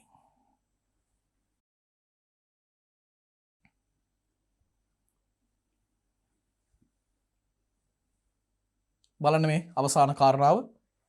ශාක සෛලවල මොකද්ද වෙන්නේ බලන්න. ශාක සෛලවලදී සිද්ධ වෙන්නේ ගොල්ගි උපකරණයෙන් නිපදවන ආශ්‍රයිකාවල ප්‍රතිඵලයක් විදිහට සෛල තලයක් හැදෙනවා. ඒක හැදෙන විදිහ මම ඔබට පැහැදිලිව පෙන්නුවා. එමගින් සෛල ප්ලාස්මය දෙකට බෙදිලා මාතෘ සෛලයට ප්‍රවේණිකව සර්ව සම දුහිතෘ සෛල දෙකක් ලැබෙනවා. මාතෘ සෛලයට ප්‍රවේණිකව සර්ව සම දුහිතෘ සෛල දෙකක් ලැබෙනවා. ඒ අනුව සෛල ප්ලාස්ම විභාජනය පිළිබඳව අපි සාකච්ඡා කරලා අවසానයි. මේ තියෙන්නේ සත්ව සෛලයක, මේ තියෙන්නේ පහලින් ශාක සෛලයක සෛල ප්ලාස්ම විභාජනය සිදුවන ආකාරය. මේ සත්ව සෛලයක. හරි. මේ තියෙන්නේ ભેදන ඇලිය. මේ තියෙන්නේ ભેදන ඇලිය. ඒක වර්ධනය වීම තමයි මේ පෙන්වන්නේ. දැන් මේ තියෙන්නේ සෛල තලය. සෛල තලය. මේ තියෙන්නේ මේ ගොල්ගි ආශයිකා එකතු වෙලා තමයි සෛල තලය නිර්මාණය වෙන්නේ. ඒ අනුව අපි අනූනන විභාජනය පිළිබඳව අවසාන කොටසට තමයි දැන් පැමිණෙන්නේ. ඒ තමයි දරුවනේ අනූනනයේ වැදගත්කම. ප්‍රධාන වැදගත්කම් 4ක් අපිට කතා කරන්න පුළුවන්. පළවෙනි එක තමයි ප්‍රවේණික ස්ථායීතාවයේ පවත්වා ගැනීම. දැන් ඔබ බලන්න අනූනන විභාජනයේ ලක් වෙන සෛලයක මාතෘ සෛලයේ වර්ණදේහ සංඛ්‍යාවම දරන අපි කියන්නේ මාතෘ සෛලයට ප්‍රවේණිකව සර්වසම දුහිතෘ සෛල දෙකක් නිපද වෙන්නේ. එතකොට මාතෘ සෛලයේ තියෙන ප්‍රවේණික සංයුතිය කිසිම වෙනසක් නොවි ඊළඟ පරම්පරාවට ලැබෙනවා. ඒතර පරම්පරාවෙන් පරම්පරාවට මේ ප්‍රවේණික සංයුතියේ වෙනසක් වෙන්නේ නැත්නම් අපි ඒකට කියනවා ප්‍රවේණික ස්ථායීතාවයක්. ප්‍රවේණික අස්ථායීතාවයක් නෙමෙයි ප්‍රවේණික ස්ථායීතාවයක් ඇති වෙනවා. ඒ නිසා ප්‍රවේණික ස්ථායීතාවයේ පවත්ව ගන්න අනූනන විභාජනය වැදගත් වෙනවා. දැන් ඔබ ඉපදිච්ච දවසේ ඉඳලා අද දක්වා ඔබේ දේහ ප්‍රමාණය වැඩි වුනේ නැද්ද? ඉපදිච්ච ප්‍රමාණයෙන්මද අදත් ඉන්නේ නැහනේ. දැන් අපි විශාල වෙලා වර්ධනය වෙලා තියෙනවා. අපේ දේහයේ යම් යම් අවයව විකසනය වෙලා තියෙනවා. මේකට දායක වෙන්නේ අනූනන විභාජනය. මොකද අනූනන විභාජනයෙන් තමයි ජීවියෙකුගේ දේහයේ සෛල ප්‍රමාණය වැඩි කරන්නේ. ජීවියෙකුගේ දේහයේ සෛල ප්‍රමාණය වැඩි වෙනකොට ඒ ජීවියාගේ දේහ විශාලත්වයත් වැඩි වෙනවා. අපි ඒකට වර්ධනය කියලා සරලව කියනවා. ඒතර දේහ වර්ධනය සහ විකසනය සඳහා වැදගත් වෙන්නේ අනූනන විභාජනය. ඒ වගේම අනූනන විභාජනයේදී අපි දකින දෙයක් තමයි ප්‍රවේණික සංයුතියේ වෙනසක් සිද්ධ වෙන්නේ නැහැ. මාතෘ සෛලයට ප්‍රවේණිකව සර්වසම දුහිතෘ සෛල තමයි ලැබෙන්නේ. එතකොට ඒකසෛලික ජීවීන්ගේ ශූන්‍යෂ්ටික ඒකසෛලික ජීවීන්ගේ අලිංගික ප්‍රජනනයටත් මේක වැදගත් වෙනවා. මොකද අලිංගික ප්‍රජනනයේදී සිද්ධ වෙන්නේ මාතෘ ජීවියාට ප්‍රවේණිකව සර්වසම ජනිතයන් ලැබෙන එක තමයි අලිංගික ප්‍රජනනයේදී සිද්ධ වෙන්නේ. ඒතර අනූනන විභාජනයේදී මාතෘ සෛලයට සර්වසම දරු සෛල නම් ලැබෙන්නේ. අනූනන විභාජනය වැදගත් වෙනවා අලිංගික ප්‍රජනනය සඳහා. ඒ නිසා අලිංගික ප්‍රජනනයට වැදගත් වෙනවා. ඒ වගේම දරුවනේ මේ හූනගේ වලිගය හාවගේ වලිගය මේ සතුන්ගේ වලිගය කැඩුනම සදාකාලිකවම මේ අයට වලිගේ නැතුව ඉන්නවද? නෑනේ. පසු කාලිනව මේ වලිගේ නැවත නිර්මාණය වෙනවා. මේකට තමයි අපි කියන්නේ පුනර්වර්ධනය කියලා. දැන් පුනර්වර්ධන ක්‍රියාවලියේදී වලිගේ නැවත නිර්මාණය වෙනවා නම් එතෙන්ට අලුතෙන් සෛල එකතු වෙන්න ඕනේ. සෛල අලුතෙන් එකතු වෙන්න නම් සෛල සංඛ්‍යාව වැඩි වෙන්න ඕනේ. ඉතින් සෛල සංඛ්‍යාව වැඩි කරන ක්‍රියාවලිය අනූනන විභාජනය. ඒ වගේම පුනර්වර්ධනයට වගේම සෛල අලුත් වැඩියාවට සහ ප්‍රතිස්ථාපනයට. දරුවනේ තුවාලයක් වුණාම හැමදාම මේ තුවාලේ ඒ විදිහටම තියනවද? නැහැ. මේ තුවාලේ සුව වුණාට පස්සේ තුවාලේ වේලිලා ගිහිල්ලා ඒ ස්ථානයේ ඉවත් වෙච්ච සෛල වෙනුවට අලුත් සෛල ප්‍රතිස්ථාපනය වෙනවා. අන්න නව සෛල ප්‍රතිස්ථාපනයට වැදගත් වෙන්නේ අනූනන විභාජනය. ඒ අනුව සෛල අලුත් වැඩියාවට ප්‍රතිස්ථාපනයට සහ පුනර්වර්ධනයට අනූනන විභාජනය දරුවනේ වැදගත් වෙනවා. ඒ අනුව අනූනන විභාජනයේ වැදගත්කම් 4ක් තියෙනවා. මොනවද? ප්‍රවේණික ස්ථායීතාවයේ පවත්ව ගන්න අනූනන විභාජනය අවශ්‍යයි. ජීවියෙකුගේ දේහයක් වර්ධනය වෙන්න සහ විකසනය වෙන්න අනූනන විභාජනය අවශ්‍යයි. ඒ වගේම සෛල අලුත් වැඩියාව ප්‍රතිස්ථාපනය සහ පුනර්වර්ධනයට අනූනන විභාජනය අවශ්‍යයි. අවසාන වශයෙන් අලිංගික ප්‍රජනනය සඳහා අනූනන විභාජනය අවශ්‍ය වෙනවා. එහෙමනම් දරුවනේ දැන් මේ පාඩම තුල අපි මුලින්ම ආරම්භ කළේ සෛල චක්‍රයක් කියන්නේ මොකක්ද කියලා. එක් සෛල විභාජනයක අවසානයේ සිට ඊළඟ සෛල විභාජනය අවසන් වන තෙක් සෛලයක සිදුවන සිදුවීම් සියල්ල අනුපිළිවෙලින් ගත්තම ඒකට කියන්නේ සෛල චක්‍රයක් කියලා. අපි ශූන්‍යෂ්ටික සෛල චක්‍රය ආකාර දෙකකට කොටස් දෙකකට බෙදුවා. අන්තර් කලාව සහ අනූනන කලාව කියලා. අන්තර් කලාව තමයි වැඩි පරිච්ඡේදයක් කාල ප්‍රමාණයක් වැය වෙන්නේ 90ක් පමණ වෙනවා දීර්ඝම කලාව අන්තර් කලාව. එතකොට අන්තර් කලාවට පස්සේ තියෙන අනූනන කලාව ඒක 10%ක පමණ ප්‍රමාණයකින් යුක්තයි. දැන් අන්තර් කලාව නැවත අධ්‍යයනයේ පහසුව සඳහා G1 S G2 කියලා කලාවන් තුනකට විභේදනය කරන්න පුළුවන්. අනූනන කලාව නැවත කොටස් දෙකකට බෙදනවා අනූනනය සහ ඒ වගේම සෛලප්ලාස්ම විභාජනය.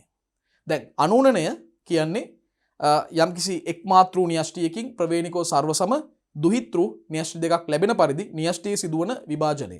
ඒක අධ්‍යයනය කිරීමේ පහසුව සඳහා අංශ 5කට අපි බෙදුවා. ප්‍රාක් කලාව, අනුපිළිවෙලින් කියනවා නම් පෙරයෝග කලාව, යෝග කලාව, වියෝග කලාව සහ අන්ත කලාව. ඊට පස්සේ අපි අවසානයේදී සාකච්ඡා කළා සෛලප්ලාස්ම විභාජනය කොහොමද සිද්ධ වෙන්නේ කියලා. ශාක සෛලවලදී කොහොමද වෙන්නේ? සෛල තලයක් නිර්මාණය වීම මගින්, සත්ව සෛලවලදී බේදන ඇලියක් නිර්මාණය වීම මගින්. අවසාන වශයෙන් සාකච්ඡා කළේ අනූනන විභාජනයේ වැදගත්කම් 4ක්. මොනවද වැදගත්කම් 4? ප්‍රවේණික ස්ථායීතාවයේ පවත්වා ගැනීමට, අලිංගික ප්‍රජනනයට, දේහේ වර්ධනය සහ විකසනයට, සෛල අලුත් වැඩියාව ප්‍රතිස්ථාපනය සහ පුනර්වර්ධනය සඳහා. එහෙමනම් දරුවනේ සෛල චක්‍රය සහ සෛල විභාජන ක්‍රියාවලිය යටතේ මේ පාඩමේ පළමු පරිච්ඡේදය මෙයින් අවසන් වෙනවා. අපි දෙවන පරිච්ඡේදයේදී ඔබ සමග සාකච්ඡා කරන්නේ ඌරණ විභාජනය පිළිබඳවත් ඒ වගේම gadu අර්බුද පිළිකා තත්ත්වයන් පිළිබඳවත්. අපි එහෙමනම් ඒ පරිච්ඡේදය සමග එකතු වෙමු. එතෙක් ඔබට සුබ දවසක්.